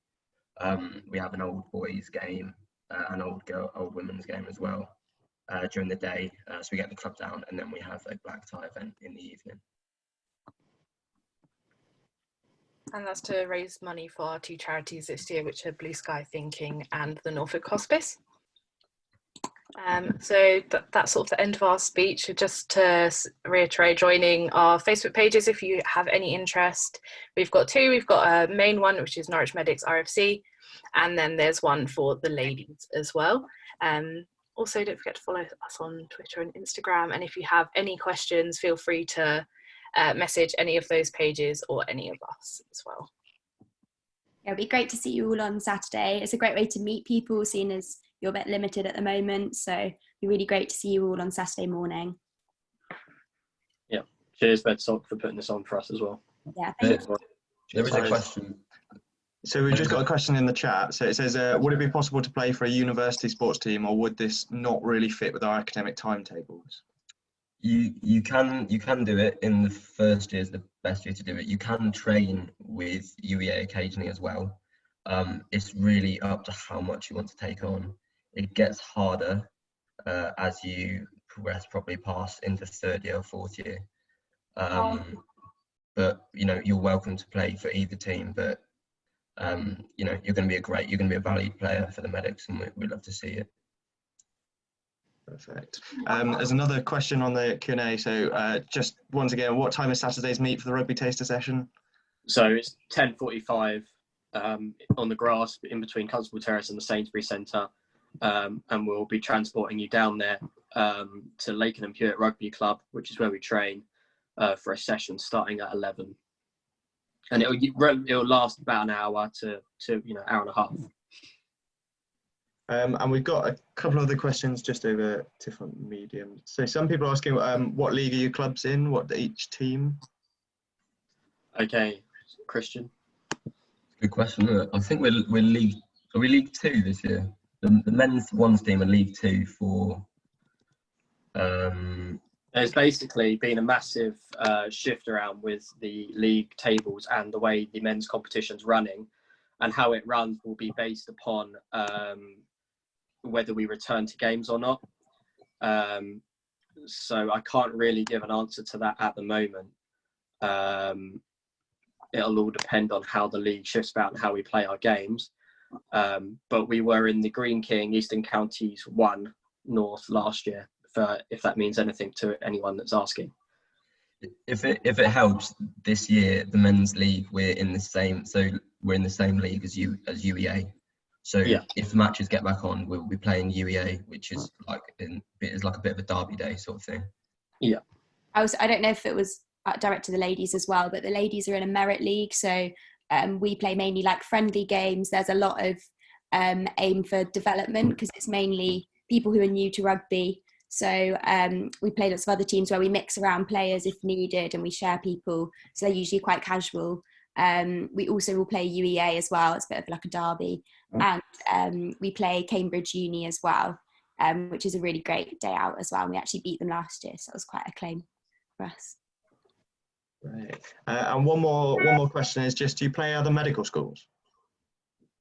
Yeah, we have done in the past, but again, we're not in the I forget what it's called, but we're not in the league for medical schools. We play local teams, but we can arrange games on a friendly basis to play other medical schools.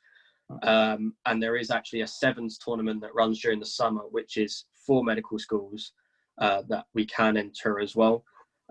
We largely base this upon what our members want us to do.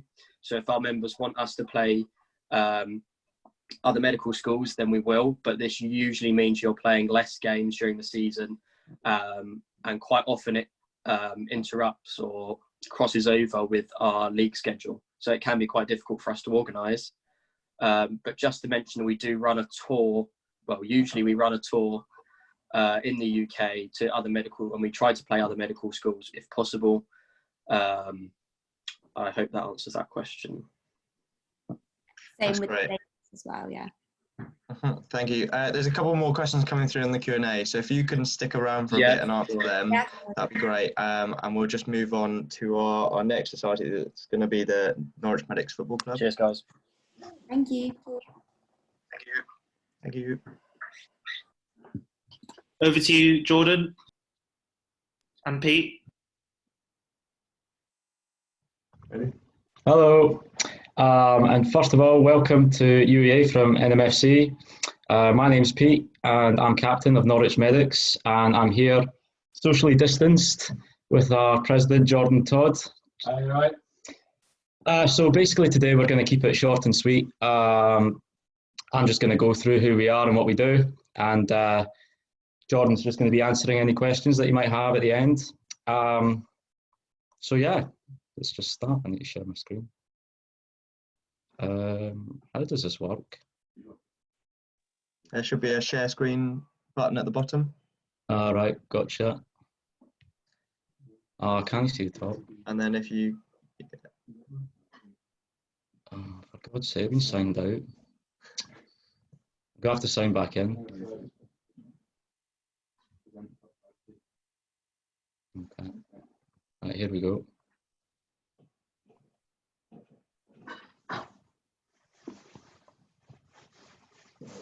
Perfect. Right, so who are we? So without question, we're the greatest team in the world with the best socials. We love implementing a Barcelona style of play. and this has even got us to 2 cup, prestigious Norfolk Cup finals. But overall, we're just a really good and friendly bunch of lads.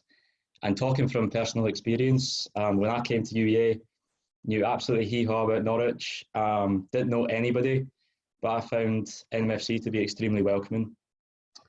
So what do we do?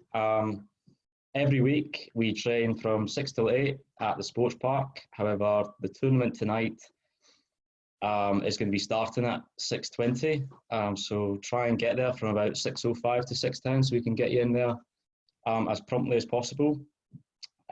We play 11-a-side matches every Saturday, which has not been changed by COVID. So yeah, we'll be getting on the pitch every weekend. But this includes our local league, and we also have rival games against UEA A's, whom we actually battered 3-2 last season. We also compete in a 6-a-side league every Sunday at the sports park. So if you want to represent either of our teams, which includes Will Cregan's Ginger Nuts or Jordan Todd's Long Balls, then it's well worth getting involved.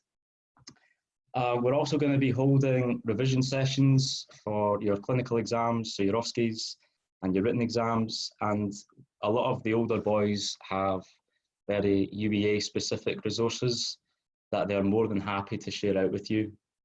And believe me, I mean, you'll be hearing this spiel a lot, but it's so important to get involved with older boys as they give quality advice. And, you know, they can give you a lot of advice about what the medical school is going to be throwing at you in your first year. And most importantly, the socials. As you can see, there's a long list. So I won't go through them all in detail, but there's certainly a couple worth noting. So we basically host everything from quiet FIFA nights with a couple drinks to nights out at the Curry House if there's a big UEFA Champions League game on. Everything from that to Crate Escape, which I have to say a couple of years ago was absolute utter debauchery. I mean, everyone will tell you, most people will tell you in the medical school about that. At the end of the year, we also host a tour, and this can be anywhere in the UK from Aberdeen to Plymouth. And you'll even be lucky enough to meet our bus driver, Nigel, who has a collection of quality trims. At the end of the year, we also compete in NAMS, which is a national medical school competition, in which we came 4th in 2019 with an extremely hungover squad. We're also very heavily involved in charity. Over the summer, we raised about £1,200 for Black Lives Matter just by doing a couple of keepy-ups. And yeah, so this next slide just basically shows our joint social with Medics Netball every year, which literally sees everyone getting dolled up and participating in a number of challenges around campus. But nothing epitomises the long-lasting effects Norwich Medics Football Club has on its members than a wee bit of body art. And believe me, this is not the only one. However, unfortunately, we couldn't show the others due to them being in quite compromising positions. So that sums up all the information from me. To do with COVID, in terms of socials, we are improvising at the moment. We have got some planned. We have a joint football match with the women's team planned in the next couple of weeks, and our team are working really hard to organise stuff for you. So if you guys have any questions, feel free to ask, and myself and Jordan will do our best to answer. Perfect, thank you very much, guys. Just gonna stop the screen sharing just for a minute. Yeah, no, good to see that the GMC are just gone. We've had a few questions actually through other mediums. People are asking like, how intense is training? How much fitness is there? All right, in terms of, hello. I don't know who that is. So in terms of training, it's not really that intense. The drills are all meant to be very fun. I mean, we've got a range of abilities from people that have never kicked a ball before to some experienced players that have played at decent levels. But no, it's basically tailored for everyone. Perfect. And yeah, so some other people are just asking how competitive is it then? Is there a selection? Yeah, so we've got 11-a-side team and a 6-a-side team. So the 11-a-side team plays in the local Saturday morning men's league. So there's 4 divisions and we're in Division 1. So that kind of lets you know where we are. Quite competitive at 11-a-side level, but training in 6-a-side is an option if you don't want to be too competitive with football. And it's all very like good spirited. We all just get on, have a good time. If we lose, we just kind of drown our sorrows at the bar. So it's all good fun. Perfect. A few questions on the Q&A function, if you can see that, about where is the meet-up point for Medic Football tonight? So tonight it's the front of the sports park. So training starts at 6:20, but we'd ask you all to come between 5:15 and 5:15, so that there'll be members of the committee to take you to the pitches. So there's no more than groups of 6. So we'll all be there to organise it and make sure you get to the pitches in small groups. So if you come any time between 5:15 and 6:15 to just the front of the sports park, and we'll take you to the pitches. Great. So there's just a couple more questions. If you're able to type them out as we're moving on, and then people will be able to see those answers. That's okay. So we'll move on to the next lot of people now. So we've got Norwich Medics Women's Football Club. Thank you very much, guys. Cheers. Thank you. Yeah. So we got, yay, winner. I'll hand it over to you. Thank you. Hiya. So we're from Norwich Medic Women's Football. So I'm Catherine, I'm the president. And I'm Grace, I'm one of the social sex this year. Yeah, and we live together. Yes, so we're in a bubble. Yeah, if any COVID concerns. Just share the screen. I know how to do it. Here we are. Okay. Can everyone see that? Yeah, looks good. Yeah? Good. All right, so we're NMWFC. So we're quite a baby club, or we were last year. We're on the way up, shall we say? But we were formed like this time last year. Yeah. So a lot of our members have never played football before. I feel like I've never seen a football before. So it's very relaxed. We've got like big aspirations, but it's a very sort of chilled out kind of a vibe. Yeah. But we've had like loads of enthusiasm. Like that was one of our first sessions, that picture, and we've like never really lost any numbers. It's always a really good turnout. And we try and encourage like other healthcare specialities to get involved as well. Yeah, so we have a couple of people on nursing and physios as well. Midwifery. Yeah, so it's just open to all of those like courses really. Yeah, just to kind of, try and get the club up and running. So yeah, like it's mostly medics, but it is nice to like just to see a few different faces and stuff. And we've got like girls in quite a few years now, which is really nice. So, and everyone's welcome. So basically what we do is just training every Thursday. So we've got our taster session tomorrow, and that's only for an hour. And it's basically just some like drills and exercise stuff, and we're looking to start some like a way to get involved in like some group exercise things on Saturday as well, that are just optional for anyone who wants to go. And then after that we just play some games, like some matches between us, and it's just people just take part in as much as they want to or are able. It's relaxed, it's just whatever you can do. We're not in a league at the minute. That's kind of our next step. And we have like quite like close ties to a team called the Red Roses who play in a Sunday league, and they like quite often will ask for girls to just, if they want to, just to go and play a match. Because they're often short of players. They'll message Catherine, and she'll put in like the group chat for anyone who wants to, who fancies playing in an actual match like on the weekend. So it's a bit of a baptism of fire, but it's good practice. Yes, that's always like the opportunity always arises, which is good. And we've had some mixed matches with the boys football club as well, so people that were just talking before, and that was really successful, like from feedback as well. So we'll definitely be doing things like that again in this coming year as well. Fun, so yeah, and then this Grace Social Sec. Yeah, so last year we had quite a few successful socials. So obviously back last year before COVID, the LCR was open, so we went to sports night a couple of times. So we did like a Christmas social, a Tight and Bright social, and also a wine hands one. But we're looking to kind of we have some ideas in the works about doing like socially distant ones that are sort of a mixture of non-drinking and drinking,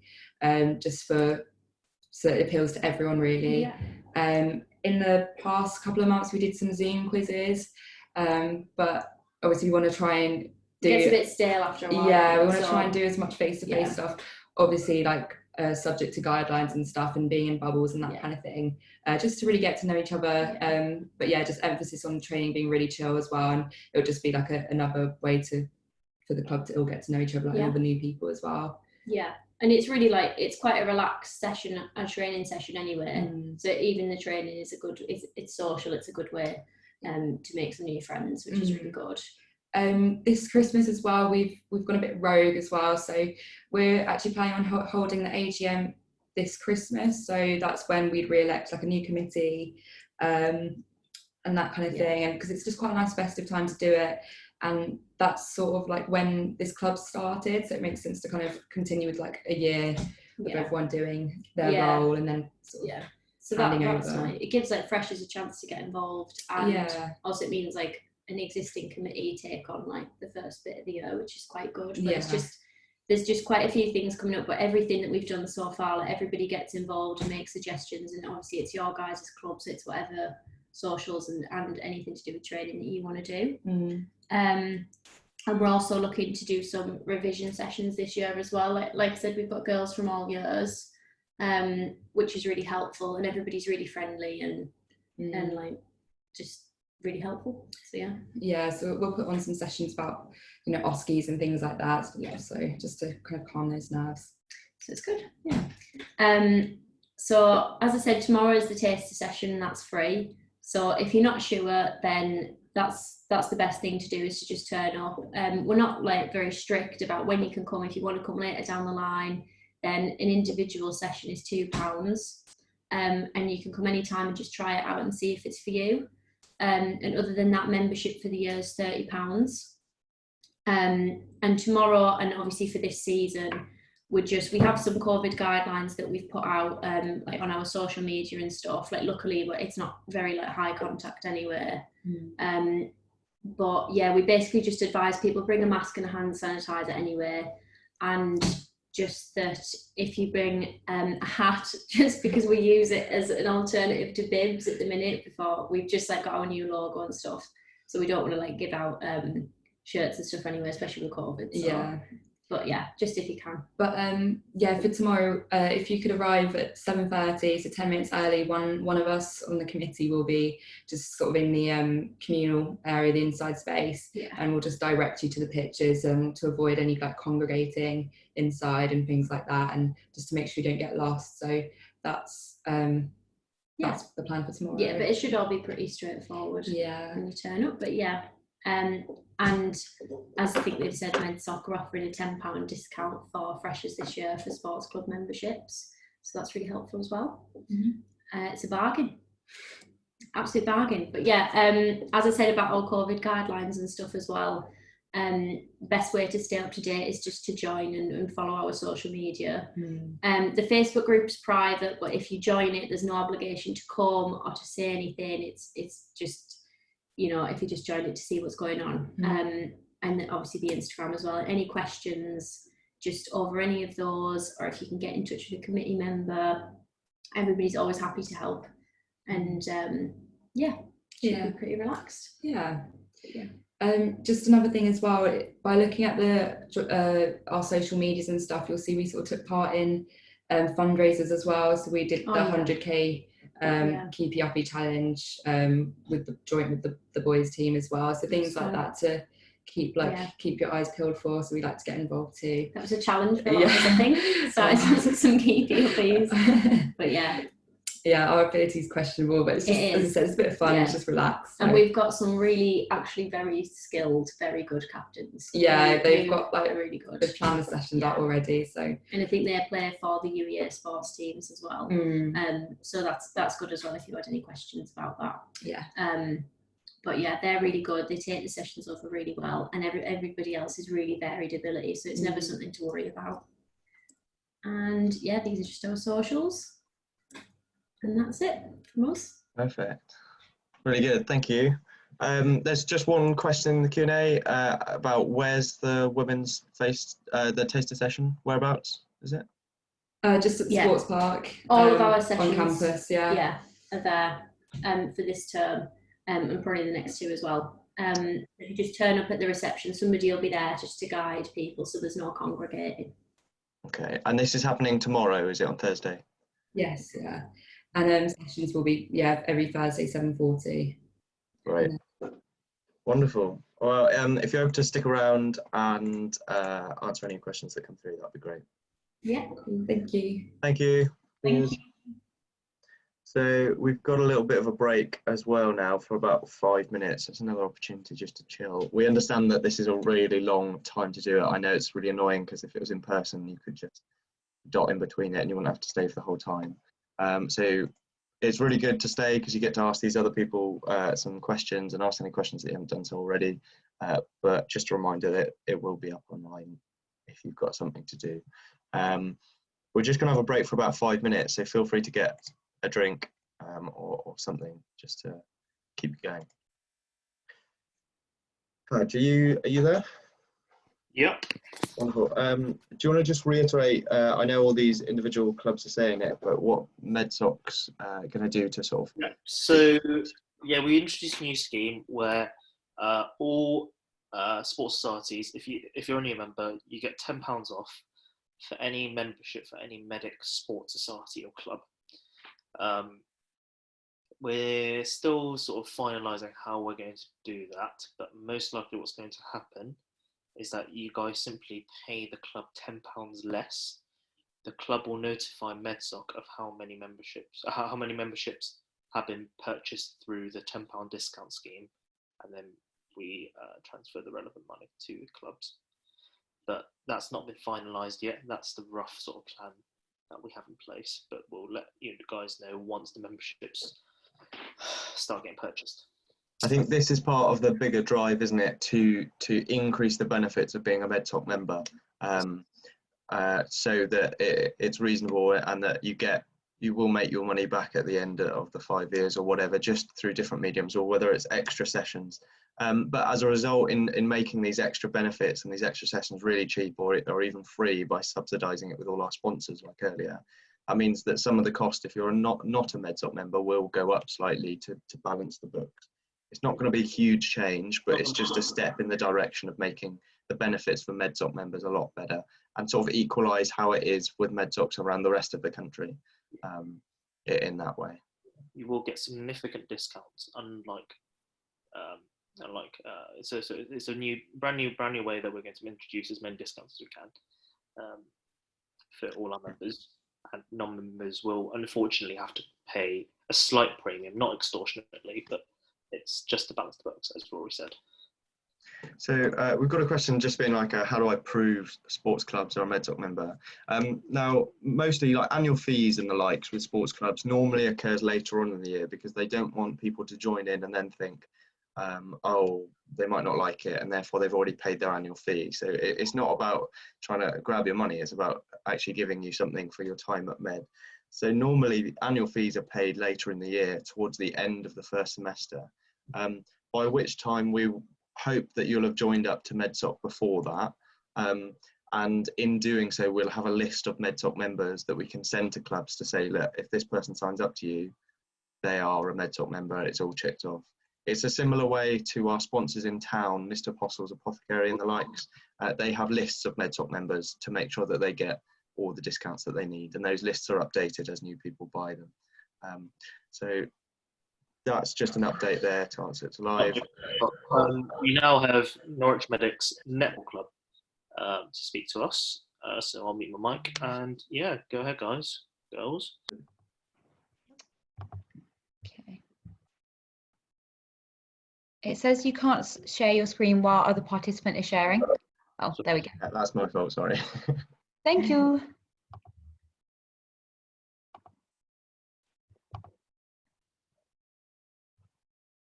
One second.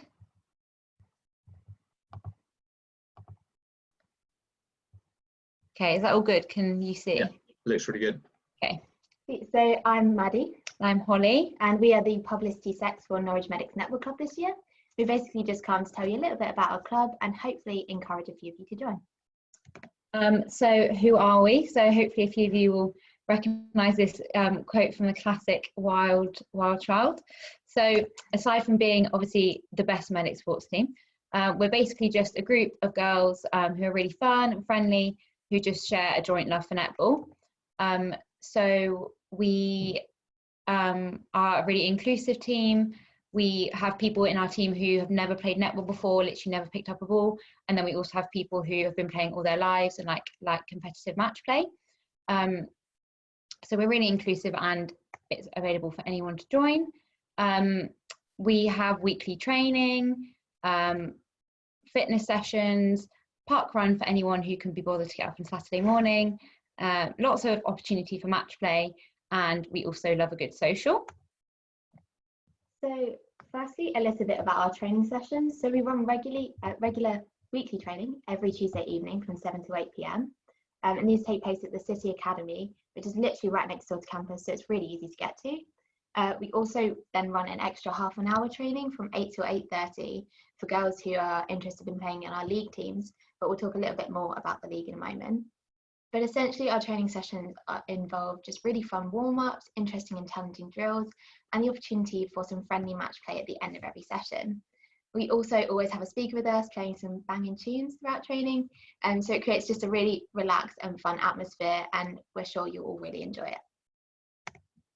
So for anyone who wants to get involved in a bit of match play, we have lots of opportunities for this as well. So we have 3 or 4 teams, 2 kind of more competitive teams and then 2 social teams.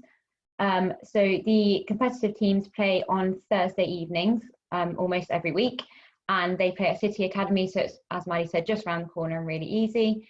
And yeah, that's a really good way to get involved in any competitive netball if that's what takes your fancy. But we also have 2 social teams for anyone who's maybe not wanting to do anything competitive, just like some fun games. They're very chilled, very relaxed, and just like a good way to get experience and meet new people. And they're kind of once every 3 or 4 weeks.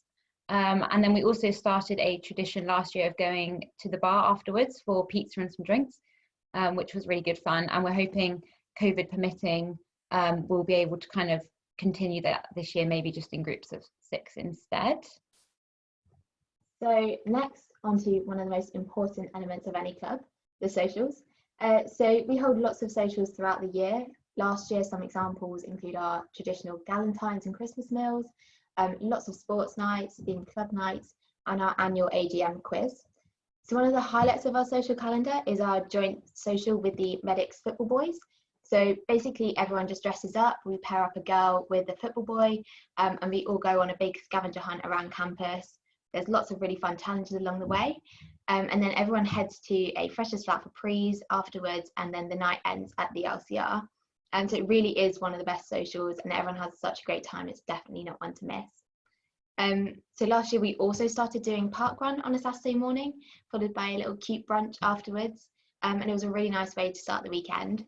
So obviously at the moment park run isn't running, but it's hoping maybe to get back up and running in about October time. But if it doesn't, then we might put on a similar thing ourselves. So we're going to try and keep that going. And then obviously with the current coronavirus situation, we know that socials aren't quite going to be the same as normal, but we do have lots of really fun COVID-friendly socials planned. So for our first social, we're planning to have a Zoom social. So we're going to get everyone into groups of 6, and then each 6 choose their own theme to dress up. and do a little bit of fancy dress. And then over Zoom, we'll do lots of challenges and games and have a few drinks at the same time. And it should be just really good fun and a good opportunity to get to know everyone. And then also, as many of you know, Bake Off started last night. So another plan we have to do is our own like weekly mini Bake Off. So each week, several people will be asked to make a bake of their choice and then bring it along to training. And then we'll rate all the bakes and at the end of term, crown our own NMNC Bake Off champion. So tour, one of the highlights of the year. So our annual tour, basically we go and meet up with lots of other medics netball teams from around the country. We've been to Birmingham, Newcastle and Sheffield, and we basically play loads of netball, have a tournament during the day, and then we have an amazing prees and a really fun night out afterwards. And everyone like absolutely loves it. It's like the best part of the year. Obviously with COVID at the moment, it wouldn't be possible, but we're hoping we're going to postpone it kind of towards the end of the year and hoping by then that something similar will be all right and we'll be able to do some kind of tour. So in summary, we are the best sports team because we offer fun training, opportunities for all abilities to play. So even if you've never played netball before, come along, it'll be really good fun. We also have amazing socials and really memorable tours.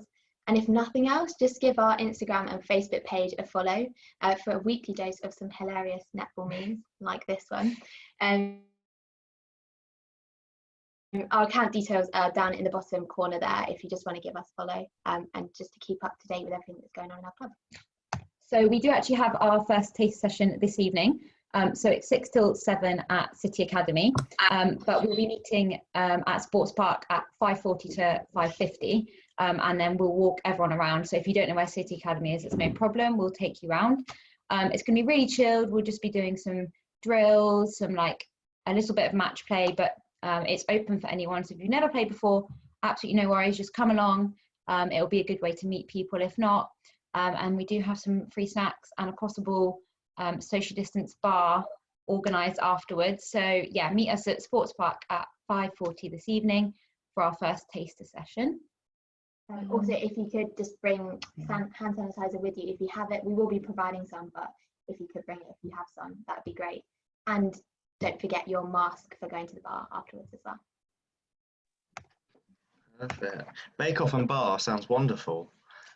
Perfect combo. Yeah. There's been a number of questions sort of within MedSoc as well, so some have been answered already. One of them's just saying, do you have to be a medic to join the netball club? No, so we have a lot of other healthcare people as well, so pharmacy, anything like that, physio, but no, we're open to anybody. We've got another one saying, just how much would an individual session for be for netball? So I imagine this is a question, if they want to try it, do they have to pay even if the session this evening and our session on next Tuesday as well, so the first 2 sessions are both free. So if you want to come along, try it out, see if netball's for you, we're sure it will be. But the first 2 are free, and then after that it's only £30 for the whole rest of the year, so it's really not that much. Perfect. And that £30, is that factoring in the MedSoc money off? No. Good question. MedSoc are offering, so for all members, if there's a members that wants to join, then we'll help subsidise £10 off a new member, like MedSoc member, joining one sports society of their choice. So, so £20. £20, even better. £20. Okay, so that's even better. No reason not to join. Yeah, exactly. That's great. And just a couple of people just wanting to go over where the session is for netball tonight. How do they get to it? So it's at City Academy, but we know that obviously some people won't know where that is. So if they don't know where it is, they can meet us outside the front of Sports Park, the entrance, between 5:40 and 5:50, and then we'll take them round.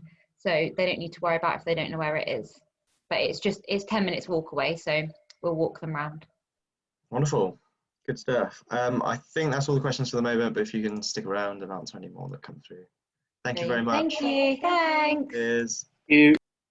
So we're just going to pass you over to Norwich Medics Hockey Club now to see what they've got planned for you. Hi everybody. We'll leave it to you. So we've got a PowerPoint as well. I'm just going to see if I can get it up.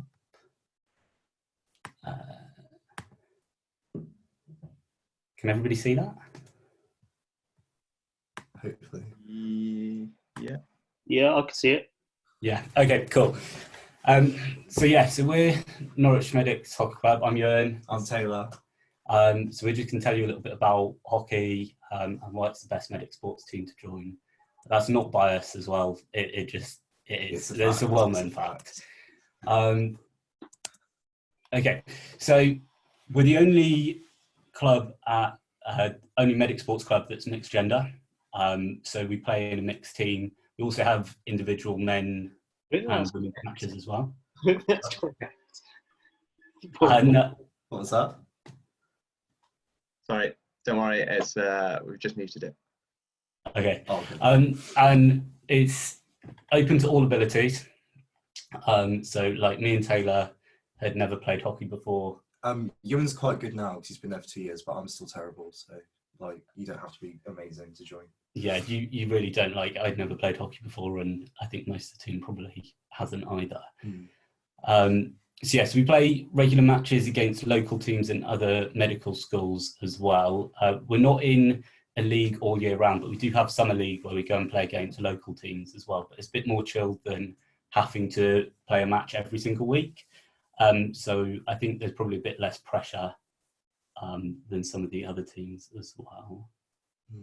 Did you mention about like one of the most social sports teams as well? Yeah. No. So yeah, we're one of the most social sports teams. So like, obviously because of COVID, we don't know how that's going to work out. But in other years, we usually do have multiple socials per term. So if you're more into the social aspect than the sports aspect, that's completely fine. That's part of the reason why I joined. You can get involved in the sport if you want to, but like I said, if you're just there for the socials, that's completely fine. Yeah, so it's, and we have loads of people that, like Taylor said, that are just here for socials, and that's fine. Okay, I can't actually see what that says now. So yeah, we don't have any set teams as well, so it's basically first come first serve on who plays. So there's no preferential treatment for players to play certain matches or anything like that. We don't select the teams based on ability. So anybody that wants to play can play as long as you kind of put your name down soon enough. So I think that's quite a chill aspect of it as well. And equally, if you decide that you don't want to play for the first term or whatever, and then you decide you do, like, that's cool as well. You know, we have lots of people that have only played like 1 or 2 matches throughout the year, and obviously those people get prioritized if they decide they want to play a match. Yeah, we'll usually announce matches on our Facebook page. So at the end of the presentation, we'll give you links to our social media. So if you join the Facebook group, and that's where we'll advertise matches and socials and stuff. Okay, so training's normally on a Sunday afternoon. Our first training's going to be this Sunday, so 3 till 5? Yeah, 3 till 5 Sunday. And so it's a free session, so come along, you can decide whether you then want to pay fees or not, obviously. But I'm sure if you come, you'll decide you do want to carry on coming. We say it lasts 2 hours. Normally it lasts about an hour and a half, and then we end up going to the bar. I think we're going to try on Sunday to go to the bar in small groups if we can. Yeah. But we'll have to obviously see what happens. Yeah. The sign-up sheet for this Sunday should be out today. But like I said, keep an eye on our social media to find the sign-up sheet. And all you've just got to do is sign your name up, and then we'll know that you'll come in. In terms of like COVID safety, we've appointed a COVID officer to the committee to make sure everything's all safe. And you don't have to bring your own sticks either. We've got sticks for you to use, which will sanitize, obviously. And obviously try and bring your own hand sanitizer if you can. But if you can't, we'll try and see if we can source it. We'll have some hand sanitizer there as well, definitely. Also, training's in the sports park on campus. So you don't have to leave campus to go to trainings. That's just right here. Okay, so do you want to talk about this? Yeah. So as I said before, we're one of the most social medic sports teams. We've done lots of socials in the past. People often say they're the highlight the highlight of joining Medics Hockey. It's a great way to meet people who aren't in your year group. So we've got members from foundation year all the way up to year 5. So if you want any, if you just want to make friends with people who are a bit older, been in your position before, it's a really great opportunity. Yeah, it's like I said before, COVID, we didn't know how socials are going to work, but we do have some things planned. You'll just have to follow our social media to get updated on that. And hopefully it's some point this year, we're hoping we might be able to do some in-person socials as well. But Yeah. We don't know that. Yeah, government guidance keeps changing all the time. So when we know, you'll know. As soon as we can, we'll be doing them. Because we are desperate. Yeah. Have you talked about the different socials? Yeah, so in the past we've done like boot camp socials where you'll come dressed up in camouflage. We had a Love Island party last year, didn't we? Where it was a bit of a weird one. We had it was the girls in one accommodation and the lads in another. We just dressed up like we were going to like Love Island or something. Charity shop social is quite good, where you get given another member of the team and you have to buy them some clothing from a charity shop. The picture on the PowerPoint is actually from our most recent charity shop social. That's why we all look so good. Yeah, we all look amazing in that one, don't we? And then Christmas curry night. I enjoy Christmas curry night. So it's the highlight. Yeah, we all go out for a curry. It's really nice, really wholesome. That picture's from Christmas curry night this year. Yeah. So we have 2 tours every year. I think we're the only team that has 2 tours, but don't quote me on that. So we have a tour that's normally in Southampton. That is normally before Christmas, so that's almost definitely not happening this year. But then we also have NAMS, which is the national tour. So that's where all the medical schools come together, all the hockey teams from all the medical schools. And we basically have a weekend of supposedly playing hockey. Yeah, I think last tour I did play hockey once, I'm not going to lie, but you can play hockey on tour if you want to. There is an opportunity to do so. I have to say, I think UEA is notorious for not doing particularly well on hockey tour. But it depends how much pride you have. But it's a good laugh. Last year we went to Manchester.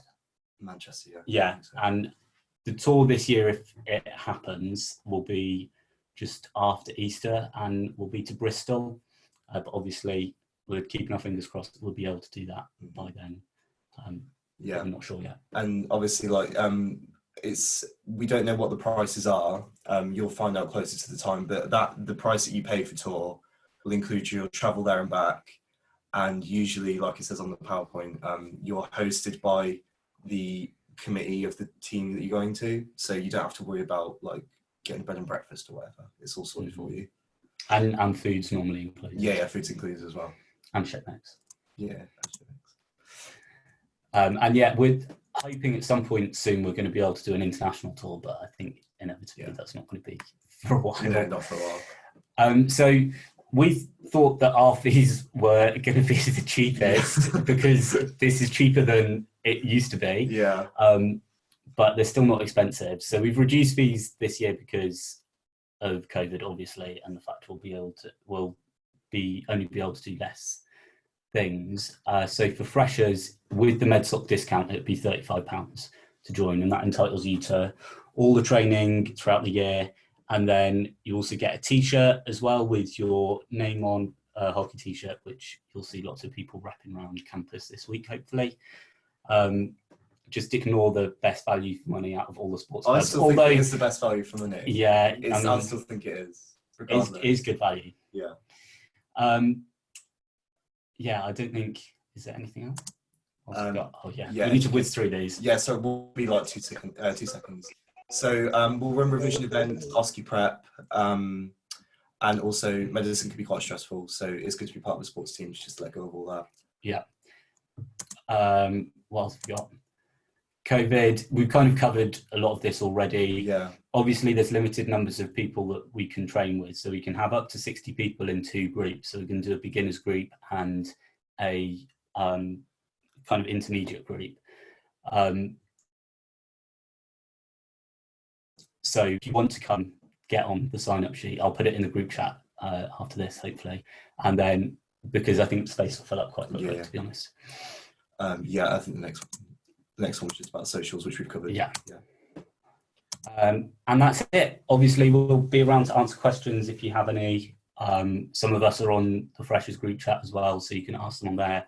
Follow us on our social media. That's got all the information as well. Cool. That's great. I see Alex is also in the chat and he's answered a few questions about mixed teams, etc., which is really good. Just one more thing. Someone's just asking whether you'll be able to just go over when is the Taster for Hockey and where do they go? It's this Sunday at 3 o'clock in the sports park. Okay. So we'll put a sign-up sheet on the. Don't come if you haven't got a space on the sign-up sheet, because obviously we can only take certain numbers of people. But we'll put the sign-up sheet and information about it on the group chat after this. Winner, perfect. Thank you very much, guys. Thanks, everyone. Thank you. Next up, we've got our Norwich Medics Snowriders, and then we'll go on to just a brief conclusion and then let you answer any questions that you want. So, Medics Snowriders. Hello. All right. Good stuff. I'll hand it over to you to give your talk then. Yeah, sure. Sweet. Thank you. Guy, do you need the PowerPoint or shall I pop that up? I can share the screen. Yeah, I don't know how to do it, to be fair. Yeah, it's fine. Okay, let me put this up.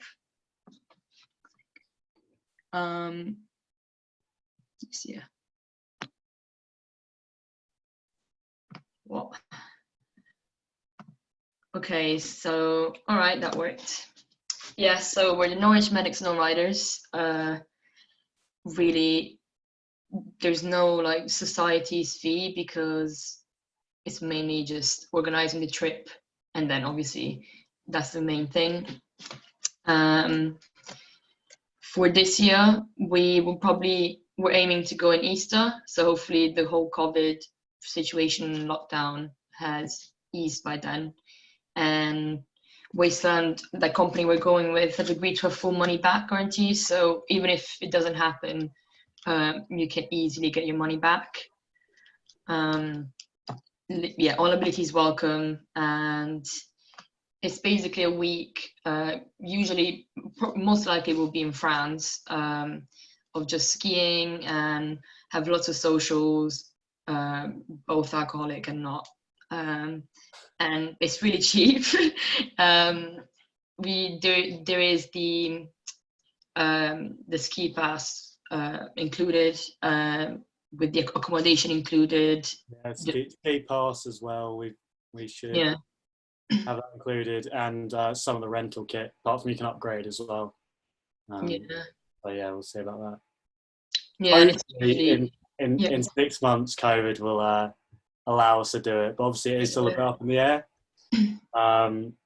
But as we say, we got a full money back guarantee, so you know, there's no real lose if you sign up with us, if that makes sense. Like either goes ahead or you get all your money back. But yeah, obviously it's very up in the air at the moment. Yeah, so shall we go through some of the slides? Yeah. We just got some pickies from like the last trips. Yeah. So obviously at Pray Ski, so if you've been skiing, you know about this. So basically on the slopes, there's usually bars and music, and we generally have like a theme social. So yeah, as you can see, this is us dressed up in our England kit. Brexit means Brexit. Yeah, so good fun on the slopes, and we got some more chilled out socials as well. This is Wiggy Smith demonstrating his incredible snowboarding skills. Yeah, and then back in the day when we didn't have to social distance, and I hope there's space for when we do it again. Obviously, we all go out as a big group. There are loads of fun bars. So in the past, we've been to Teens and Val Thorens, which are known for that, like their nightlife as well as obviously the great skiing. So yeah, and then there's more chilled out socials. It's not all booze. If you're not into that, there's we cater for everyone. There's some nice meals we taken, and yeah, just been a really nice environment in the past. So yeah, I think the back one is Tom Ritchie's video. So Oh, is it? Okay, fair enough. Yeah, I'll just put it on, have it up on Facebook. Yeah, sweet. Yeah, you might have to like press space on it, if that makes sense, and then click on the link. Yeah, let me see if I can. Yeah. Make sure that if you share your screen and you want sound, you need to click the button that says use computer sound. Oh, do I? Where? Sorry, guys. It should be above the share screen. Yeah, there you we might go. have to come off it and then reshare the screen with share sound. Beautiful. Oh yeah, okay. Yeah, I got it. WizTech. All right. No. Yeah, it's on mute apparently. Yeah, but I was trying to make it bigger, but obviously not really happening.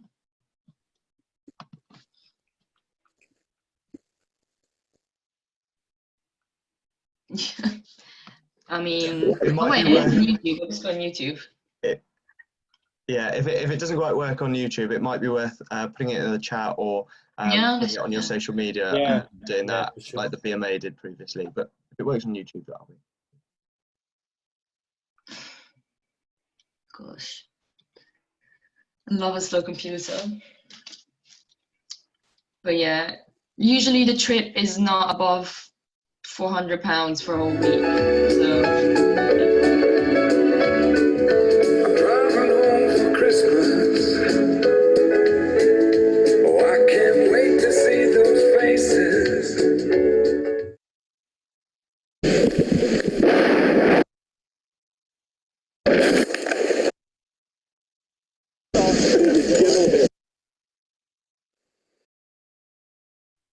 It's a little bit laggy. Yeah, I think if it's all right, yeah. if you can share that on one of your social media or put it on the chat so that people can see, that would be best. Yeah. If that's okay. So on Facebook, just type in Norwich Medic Snowriders. It's our private group. I think it's. And then I think we it's can right, get you. And then on Instagram, it's like Norwich Medic Snowriders, but a little underscore bit between the words, if that makes sense. Yeah, so just find us on there.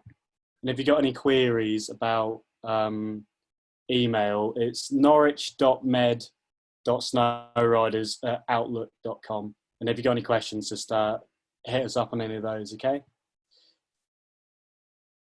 Sweet. That's great. Thank you very much, guys. A couple of questions just here to see if you can answer it live. Can other healthcare courses come on the ski trip, or is it only medics? Yeah, of course.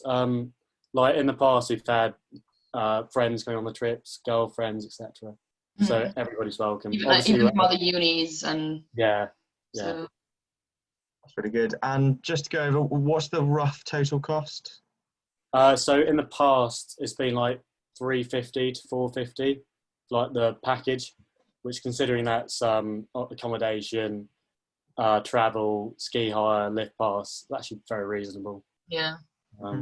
Yeah, it's probably the cheapest ski trip you can have in your life. So, and it's great to meet other people from like different courses, different years. I've definitely made some friends that I'll probably have throughout the whole uni. So it's great. Great, thank you very much, guys. That was really good. Thank you.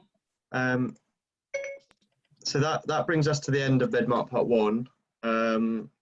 Just a reminder that MedMart Part 2 is happening tomorrow. Now, this is a sort of a fairly fast-paced event because it halves the time that each speaker will get.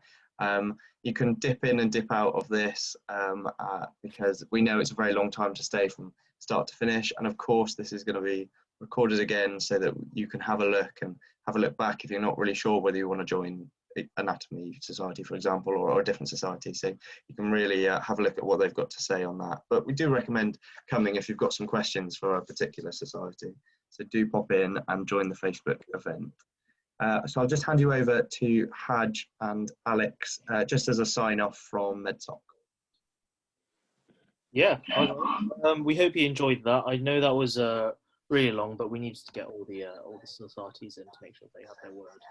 And yeah, so as you can see, there's a wide range of different societies at UEA, and with tomorrow you'll be able to see all the educational societies as well that UEA has to offer in terms of medicine. Yeah, Alex, do you have anything else to say?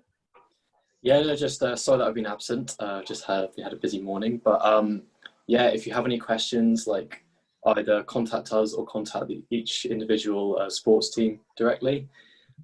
Make sure if you're going to attend tomorrow, use the hell out of that Q&A section, the Q&A feature on Zoom, because it's a very powerful tool to get all your questions asked. And yeah, it's probably the most efficient way to get questions through to both us as well as the sports teams. Yeah, because we can answer the questions very quickly that way. Yeah, as Alex said, it's going to be recorded on Blackboard, but we highly recommend coming along to the talk tomorrow because you can interact and ask questions.